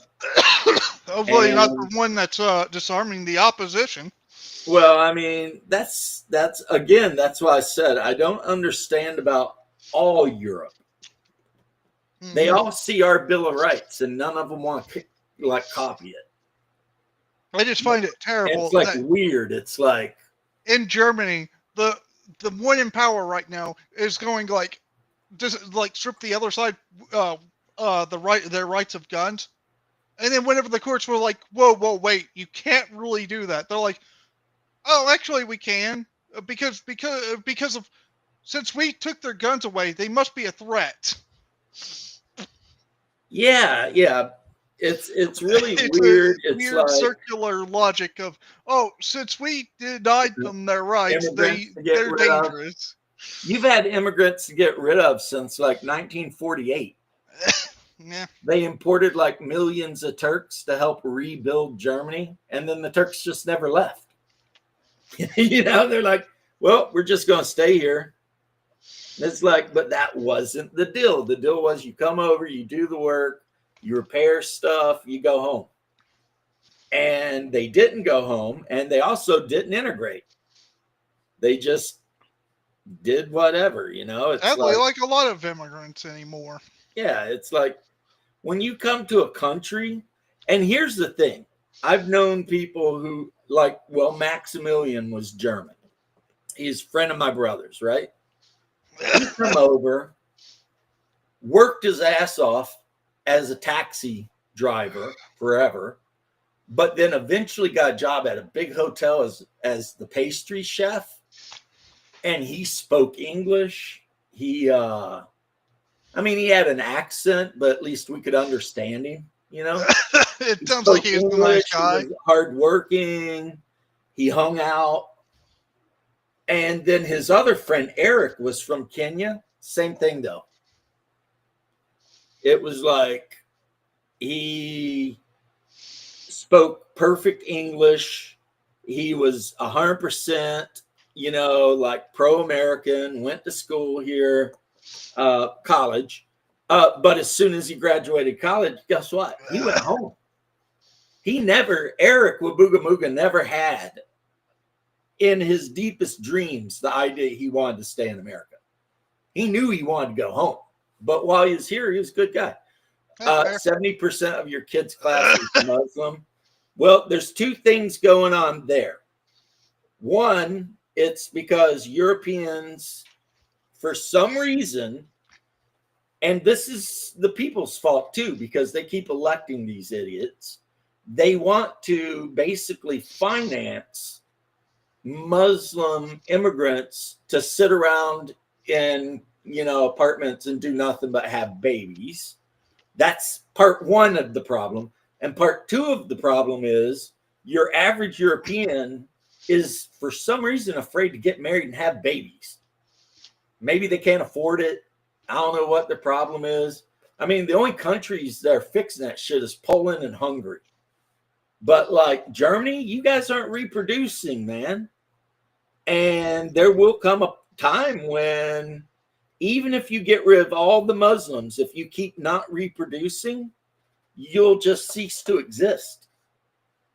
You'll get, I don't know, maybe absorbed by Poland because they'll have a shit ton of people, right? It's free real estate. I forget who said this, but demographics and reproduction, that's how you secure your future. If you're not willing to have children, you will not have a future. Yeah. So, maybe elect German parties that are willing to subsidize German families having, 8, 9 German kids, because, the immigrants from Pakistan and shit like that, they're having 8, 9 kids. You guys are having 1, maybe. So yeah, a couple generations down the road, you guys won't even exist. And Sweden's doing the same thing. So that's the problem. That is the problem. And I actually saw this thing where it talked about, like if you put on one side industrialization and on the other side agricultural, right? The closer to agricultural a country is, the more children they have, because they need more children to work on farms, right? But once they become fully industrialized and join the information age, they don't need kids anymore. And at that point, the children become a liability. So the wealthy people who work in factories or, they work in buildings, doing paperwork and doing all kinds of IT shit, they feel no need to have children because they don't need them. So, until somebody wakes people up and says, look, you need children. We're doing that in America now. Like our president, Elon Musk, a lot of people are saying, reproduce. You know what I mean? Stop being dummies, reproduce. If America doesn't start having babies, we will be in a big time economic problems in 20 years, 30 years, So, and Germany, unfortunately, and I'm not trying to attack you, but unfortunately, Germany has already been there since like 1960. You guys are way ahead of us, And I think a lot of it has to do with, and this is just me philosophizing, a lot of Germans feel, because I've been to Frankfurt, when I was in the Army, a lot of Germans have this weird feeling like they should still feel guilty over what the Austrian painter man did. But that's been like 60 years ago. And almost everyone who was there is dead. And a lot of Germans weren't down with that shit anyway. So there are a lot of Germans, I think, that are self-loathing because of things that happened in the past. We have that here in America with sometimes Southerners hate being Southerners because, but slavery. But true Southerners like me, we don't give a shit. You know, we're like, okay, slavery happened. All right, good times. Moving on, you know. But anyway, not that, you know, whatever. But Leth, you are right. I did read something how like the one party was trying to take the other party's guns away. Yes. But that goes back to, like I said, the fact that they don't have basic human rights in Europe. Like in America, we don't go to jail if we talk crazy shit unless you threaten to hurt somebody. And we can own guns unless you're a maniac. I don't know. Sometimes I feel like that's been abused too, where they try to, you know, ruin other people's lives. Now, it's not supposed to, and in fact is a horrible violation of our Constitution. Which but one? I do feel like sometimes it does happen. Second Amendment, Trench Crusade. That's why they have to put the duck boards down. Because I feel like sometimes if they're so dangerous that they aren't allowed to have guns, shouldn't they still be in jail? Oh, you're saying felons? A felon that gets out Not just prison, that, though. I think if they fill out the right paperwork and stuff, they can get their rights they back. can get their rights possible. back. Not likely, though. Well, I mean, maybe somebody should pass a rule saying to make it more likely. Maybe. I don't know. I feel like if you're... I don't know, because, again... Well, what were you in prison for? Were you in prison doing 3 years for a little B&E, you know? And I don't mean bacon and eggs. I get it. You get it, right? If you're in prison for something nonviolent, you were, you know, doing a little this and a little that, then whatever. If you're in prison because you were, you know, graping and pillaging and shit, they should just hang you at that point, honestly. I know, but I don't get it. If they're so violent that they're not allowed to have guns, why are they out in the free public anymore? I agree with you. If they are hardcore violent criminals and they've done a bunch of horrible shit, whereas I would say, even though this is very unchristian of me, don't put them in prison for 50 years, just hang them. Yeah, I'm with you on that. If what they did is so bad, it's probably best to just, you know, remove them from the populace in general. Well, you know what? I said this thing because that's what I would want. Like if I ever happen to get into some real shit and do something and they're like talking about giving me 10, 20 years, I would request just execute me. I would much rather die than spend 20 years behind bars, you know, duking it out every day with whoever, you know, and just basically being a slave to the state. You know, if I'm that much of a danger that you're going to take effectively a third of my adult life away from me, just take the rest. You know, it's the easy way out for everyone involved. You know, I'll be dead. You won't have to worry about me. Shit'll be fine. With that, though, with what George said, if they're so dangerous that they can't be allowed guns, why? Because if you're saying that their lives are not worth actually being able to be protected by guns, you're saying that they're not worth living anyway. Well, if you get a Thing felony, George, if you do something and get a felony, then you can't own guns But that's just it, though. Unless you do paperwork and get your rights back. I'll take prison if I can play tape. I do know a guy who did 3 years in prison and they played D&D. But they weren't allowed to have dice. So they made a spinny plate out of 2 paper plates that had like the numbers on it. So, yeah. I heard a guy breaking into jail just to be with his friends. And they weren't allowed to have the D&D books. So one of them had his friend like handwrite the basic rule book by Moldvay and send it to him in chapters through the mail. So then he ended up having a handwritten basic D&D rule book. And that's what they played. Good thing they didn't get me to write it. That'd be chicken scratch. You couldn't read it. Which just goes to show, I guess, that, you know, if you're really determined to do something, you'll find a way. Like breaking into jail and being with your buddies.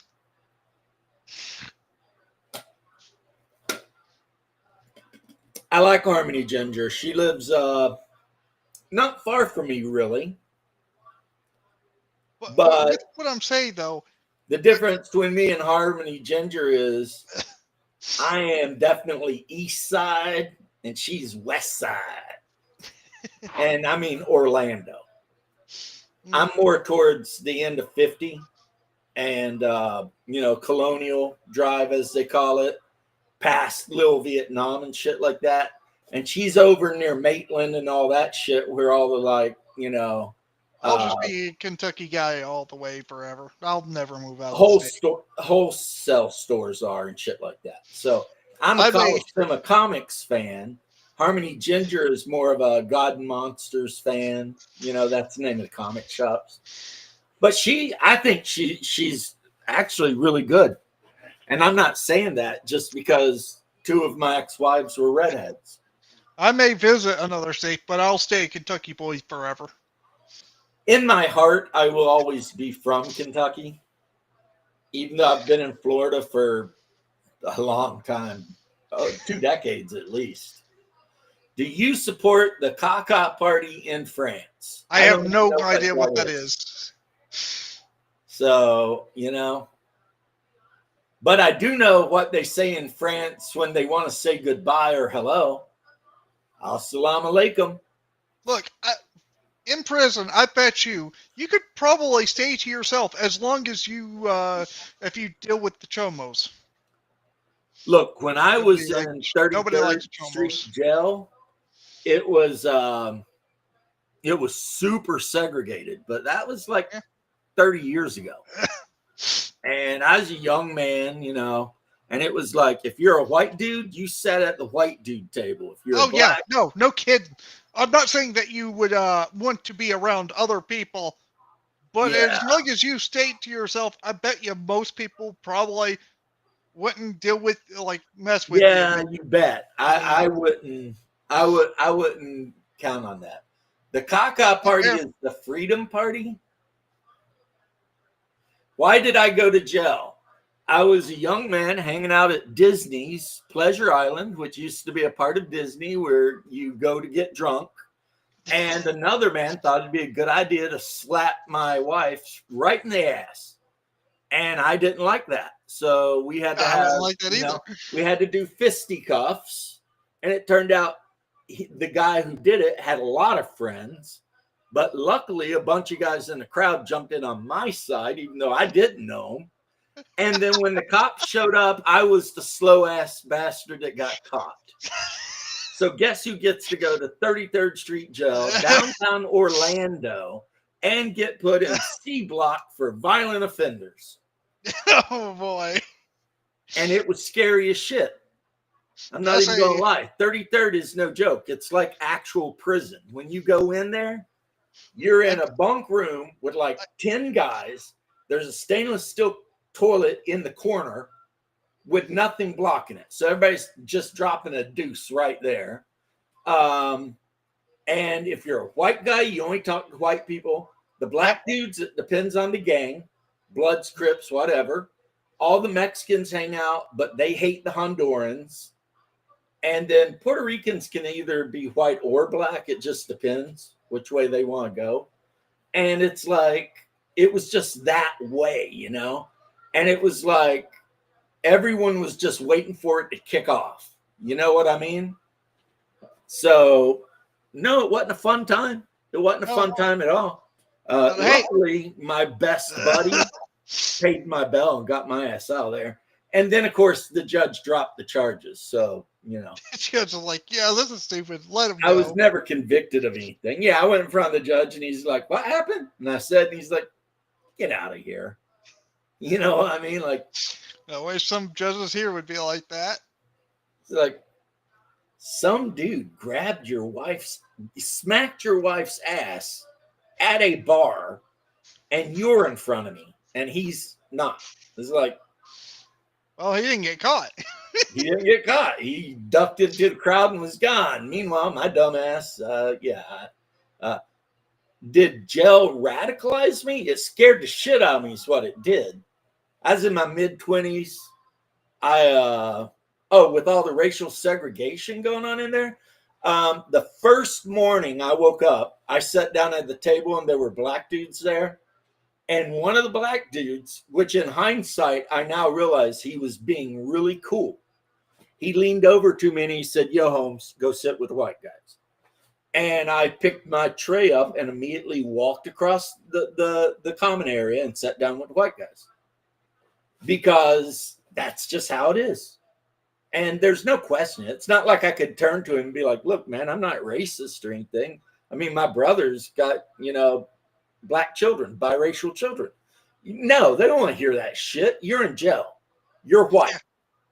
And if you're in jail and you're white, you hang out with white dudes. That's how it is. If you're a black dude, depends on your gang. But all white guys are only in one gang, the white gang. Or the Aryan Brotherhood. You know what I mean? It's like when you go to prison, you get one choice.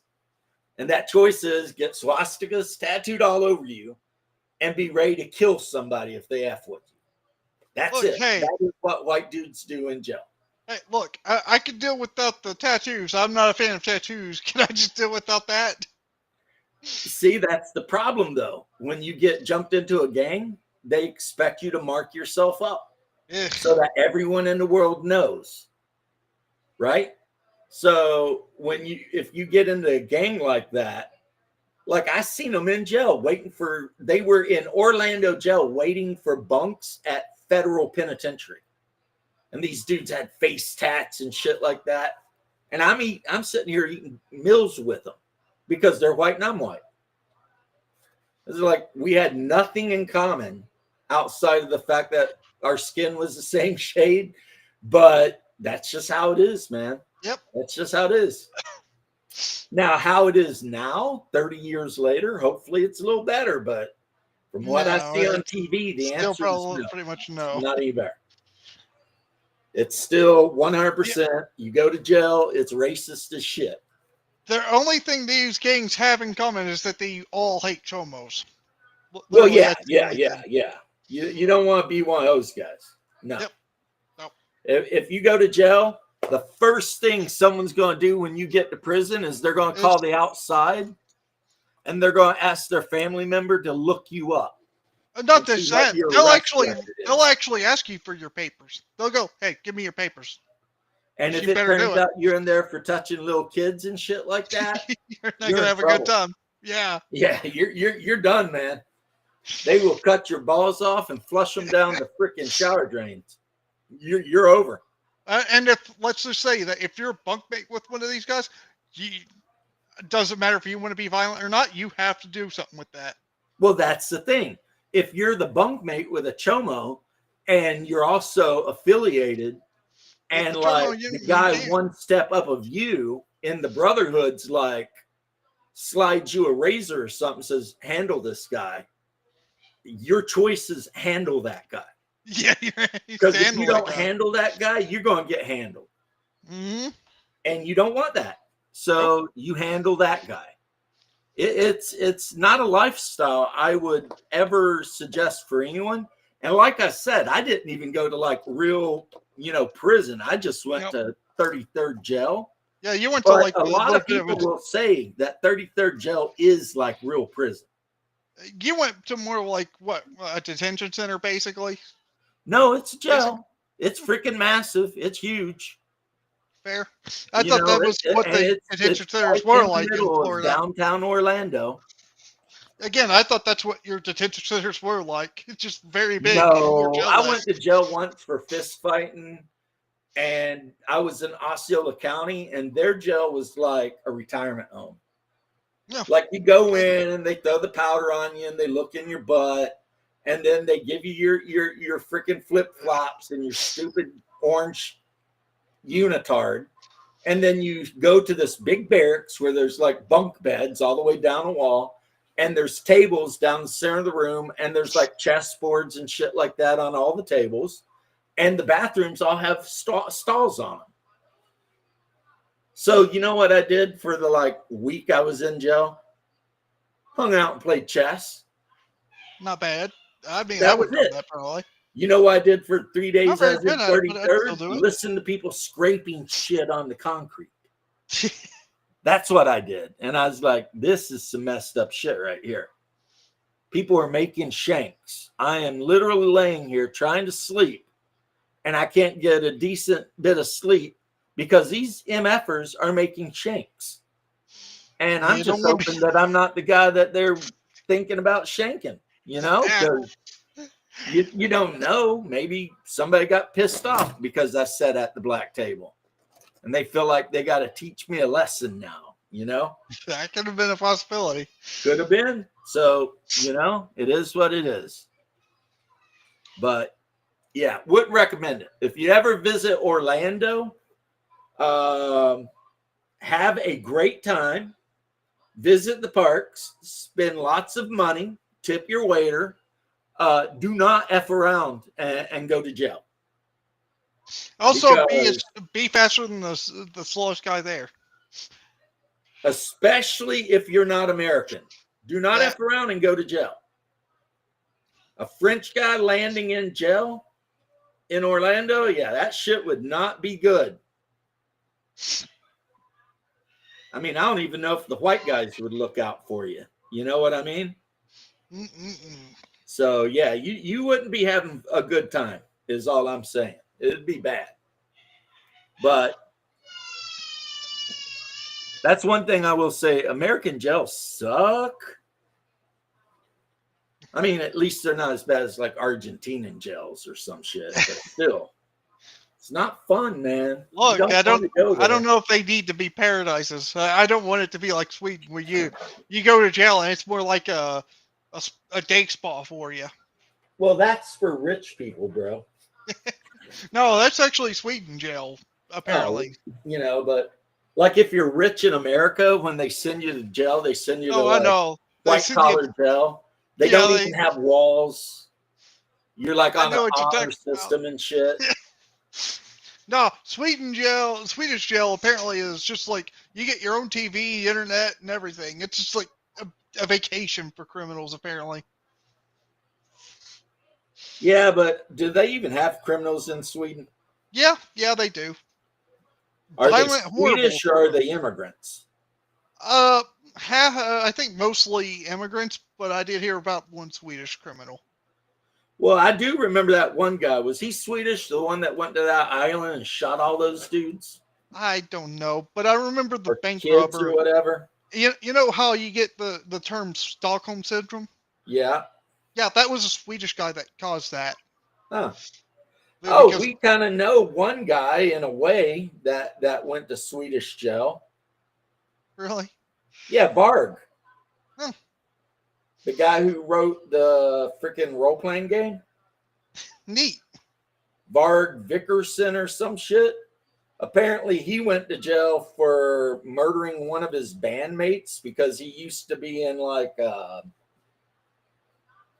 some kind of death metal band or some shit, like Burzum or something. Weird. But yeah, he's an old guy now, and apparently he lives way out in the woods, and he's got like 8 kids and his wife, and they worship like Norse gods, and he hates my guts on Twitter, boy. What do you do to him? He says that Christianity is just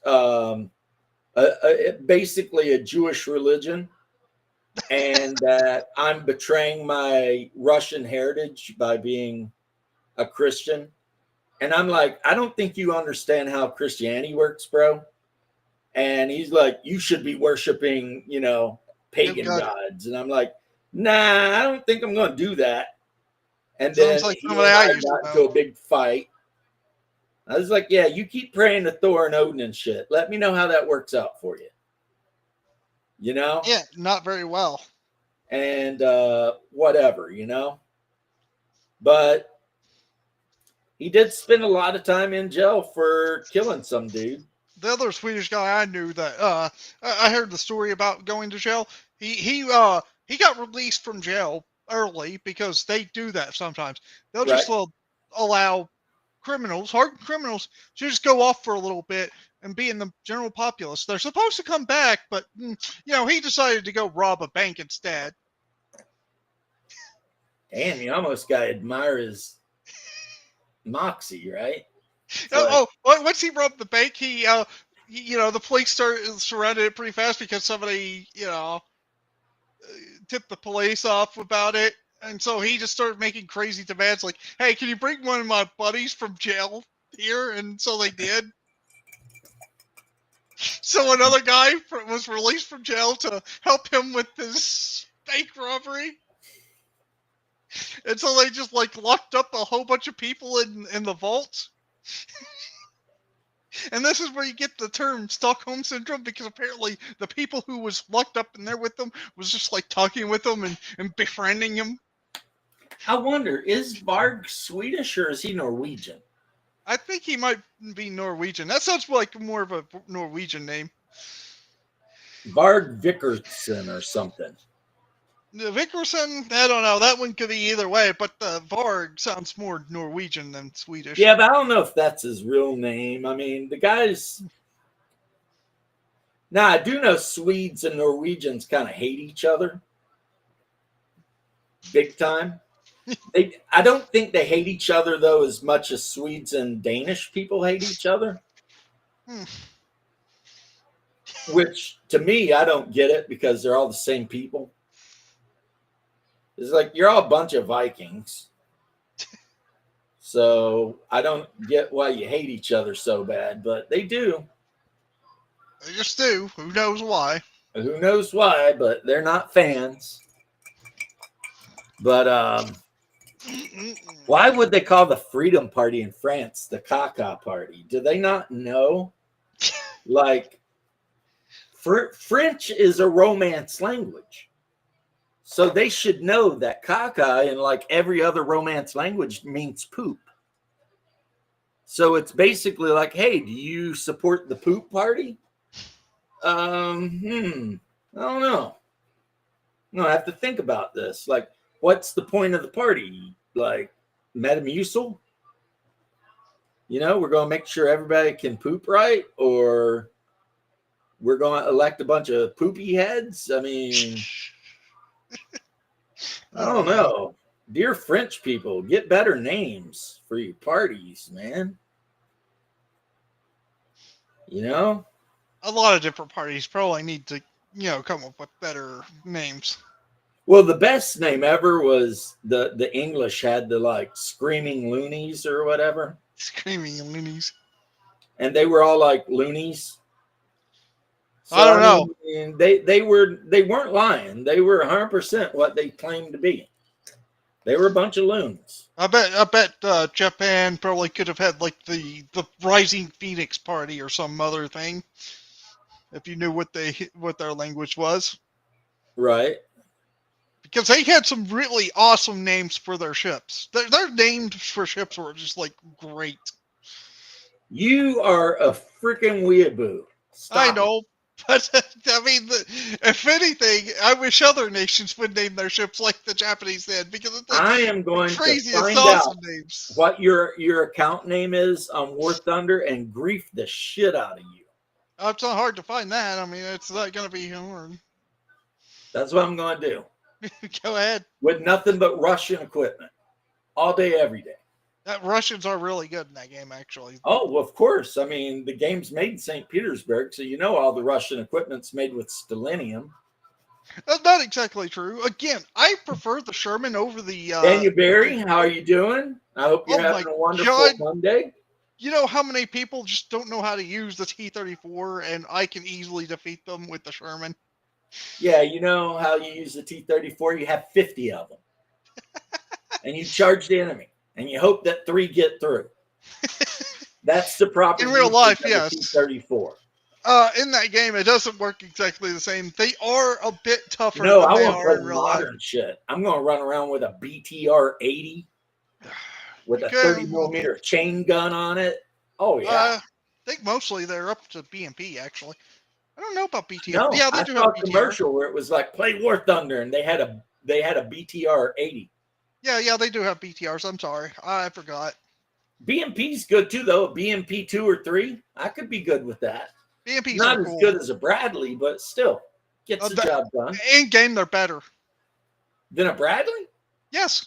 How? Although, actually, I don't know. Bradleys are better than they used to be.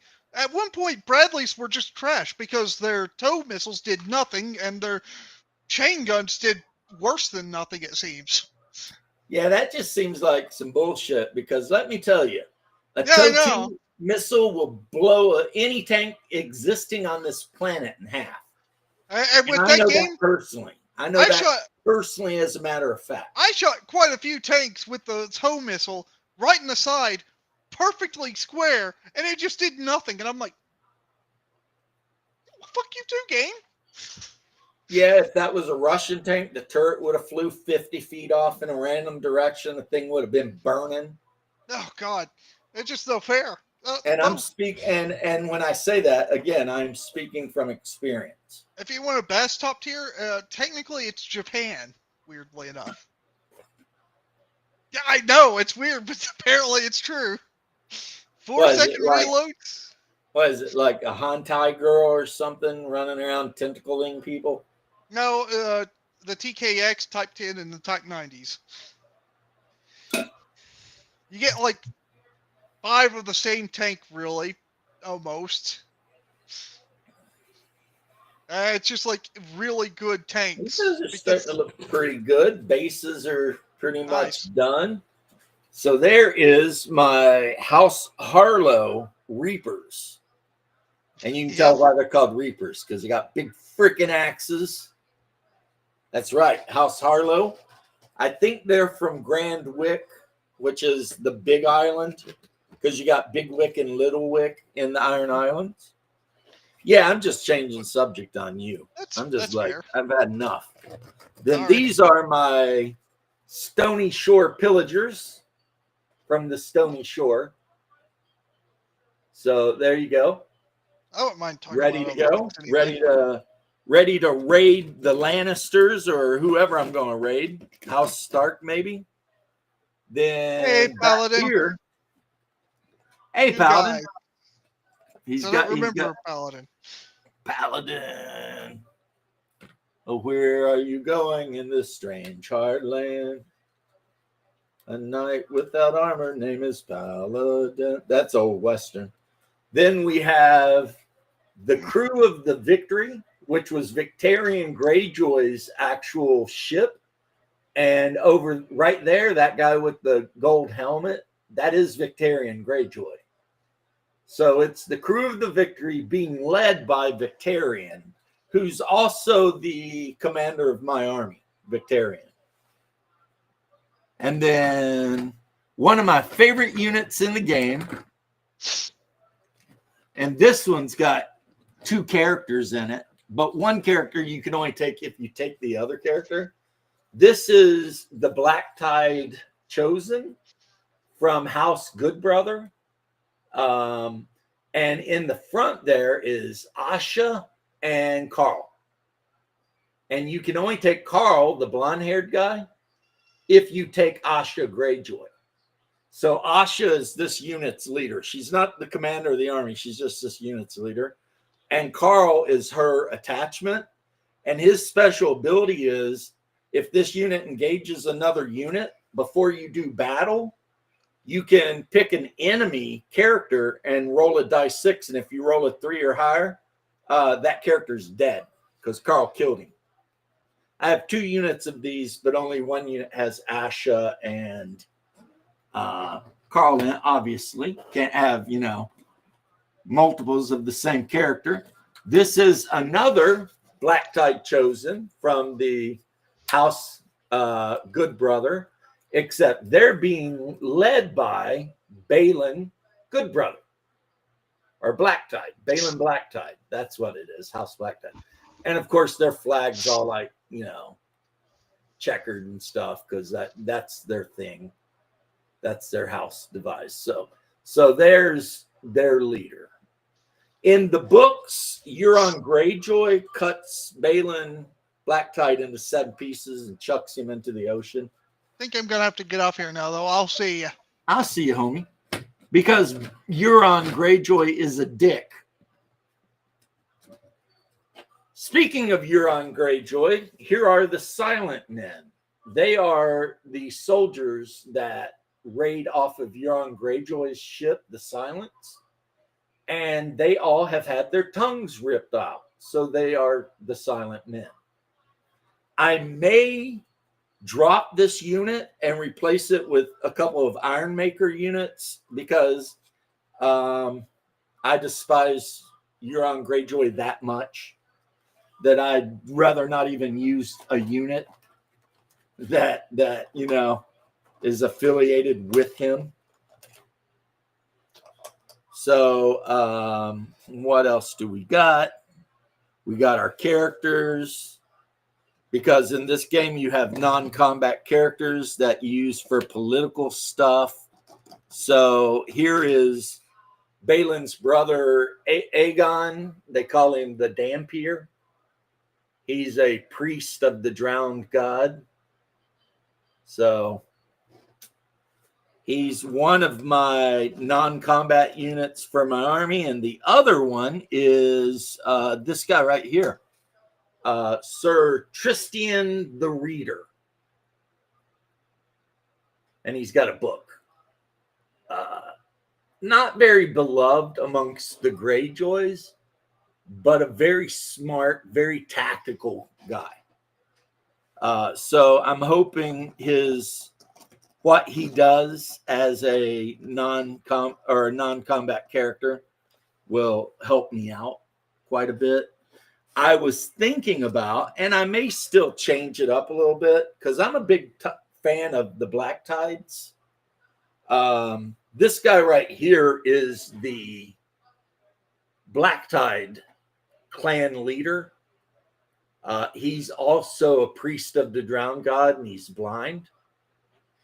But he's got some pretty good abilities too. So maybe I might drop Tristian the Reader and grab. I'm a Black Tide fan. Like, I literally considered, instead of having all these different units, just having Balin Black Tide as my champion or commander and field nothing but Black Tides. But then I thought, yeah, that'd be dumb. That'd be a good way to just lose every battle. So then I didn't do that. Now I have this whole army, but I've only painted the one figure, and it's not too high up on my list of figures to paint. But this is from House Lannister, and if you're at all familiar with A Song of Ice and Fire, you know who this is. He is not a Lannister, but you'll know who he is. And for those of you who don't know, that's the Mountain, Gregor Clegane. I did paint up a couple of the characters from the Lannister box just because. So, but the next army I'm going to make is Stark. I'm going to do the Stark army. I've got like 2 boxes of Tully cavalry. I've got the Blackfish Tully on a horse. So I actually will be able to field an entire Riverlands army for House Stark. this guy, one of my favorite characters, actually. See if he'll focus in. I recently went to Dark Sword Miniatures and ordered a metal one of him. This is Sander Clegane, the Hound. The Dark Sword Miniatures version, Dark Sword made this version too, but they make a metal version that you can buy for like $8, and it comes with 2 heads. So I'm going to paint him up with the Hound helmet on. You know what I mean? How he had the helmet that kind of looked like a hound head. I'll paint him up like that. And yeah. And then I've recently primered the mountain on horseback, or as they would say, the mountain that rides. So, because I have 2 units of House Clegane Brigands and a unit of House Clegane the Mountain's Men, which are infantry. So, if depending on how I played it out, I could probably just field a whole army of Clegane. I think I'd have to have like Joffrey or Tywin Lannister or something be my commander, but everyone else in the army would just be Cleganes. I had another one I wanted to show off before I ended the stream. Where is it? Oh, and like in this game, you have terrain pieces. These are, the spikes. These are from Games Workshop, the Bretonian spikes. I had a bunch of them laying around, so I copied the paper template, the cardboard template on plasticard and made these so that when I play the game, if any of these are needed for the scenario, I have the 3D ones, so it'll just look better. Work in progress, guys. She's had no highlights or anything, but we all know Cersei Lannister, don't we? Oh, yeah. Old Cersei. She is a good non-combat character. Like one of her abilities is if she takes the coin position in the crown in the political thing, she can cause an enemy unit to have to make a panic check at a penalty, and for every number they fail the panic check, they lose a man. So basically, it's supposed to represent she's bribing your men to abandon your army, which, that seems like a very Lannister thing to do, right? Bribe your guys into abandoning you. Yeah, that's pretty Lannister. But somewhere on the table, and because I've got a bunch of my paints out and everything, I've also got Jaime Lannister painted up with his flowing red cloak and his gold armor and his blonde hair, looking like a surfer dude. He's like, "What's up, dudes? Don't judge me because I let my sister totally dominate my entire life. Because, I'm a simp-ass biatch." He probably wouldn't sound like that, but the TV show, from what I've heard, the way they did Jaime in the end is just terrible.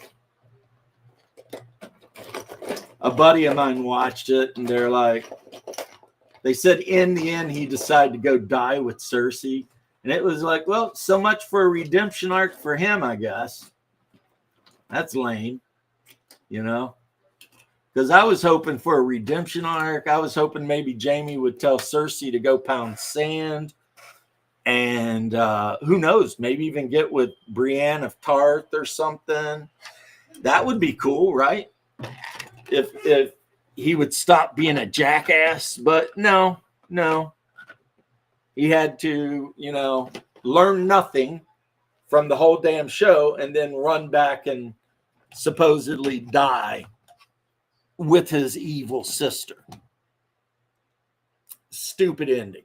Stupid ending. The writers of that show should be embarrassed. But here's the figure so far. I haven't did the wash on the gold or any of the highlights. Come on, center in on it. It wants to see the face usually, but his shield's really cool. It's got like the lion and of course, once I've put the wash on it and everything and did the details, he'll look badass.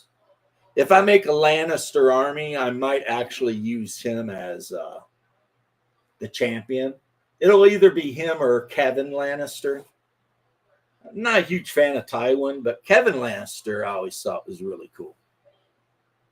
You know, from what I know, which is, to be perfectly honest, what I know about A Song of Ice and Fire stuff I've seen online, watching lore videos. I really don't know that much about it.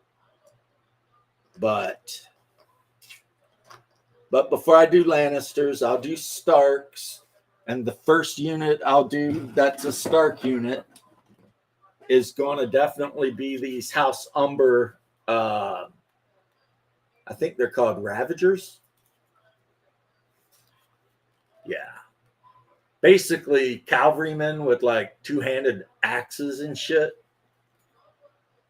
And what's going to be cool about them is even though they're House Stark, all of the cloth comparisons on their horses and everything are like bright red. So in a Stark army that's mostly just gray and leather colored, these guys actually are going to stand out and look really cool. And I've also got the she-bears, Mormonts. So I've got a unit of the Mormont warrior women, which I just think is kind of cool, you know. And for that army, which I've already kind of built, I took Alyssa Mormont, the little bear, as one of my non-combat units. So, yeah. So that's basically it, guys. I am crafting a lot of stuff. For the couple games, I'm going to do a lot of modding for Trench Crusade using World War I Russians from Warlord Games for my Trench Pilgrims. I'm going to put the pointy pilgrim hats on, but then instead of an infield, give them like a Mosin because they're Russian. And, you know, mod them up with all the different icons and everything. So that, you know, because like I said, trench pilgrims come from everywhere. So you can mod them up to be from anywhere. They could be from Japan. They could be from China. They could be from, you know, Imperial Russia. Wherever you need them to be from, that's where they're from. So making them look the role, I think, is going to be really cool. And Trench Crusade is miniatures agnostic, so they don't care.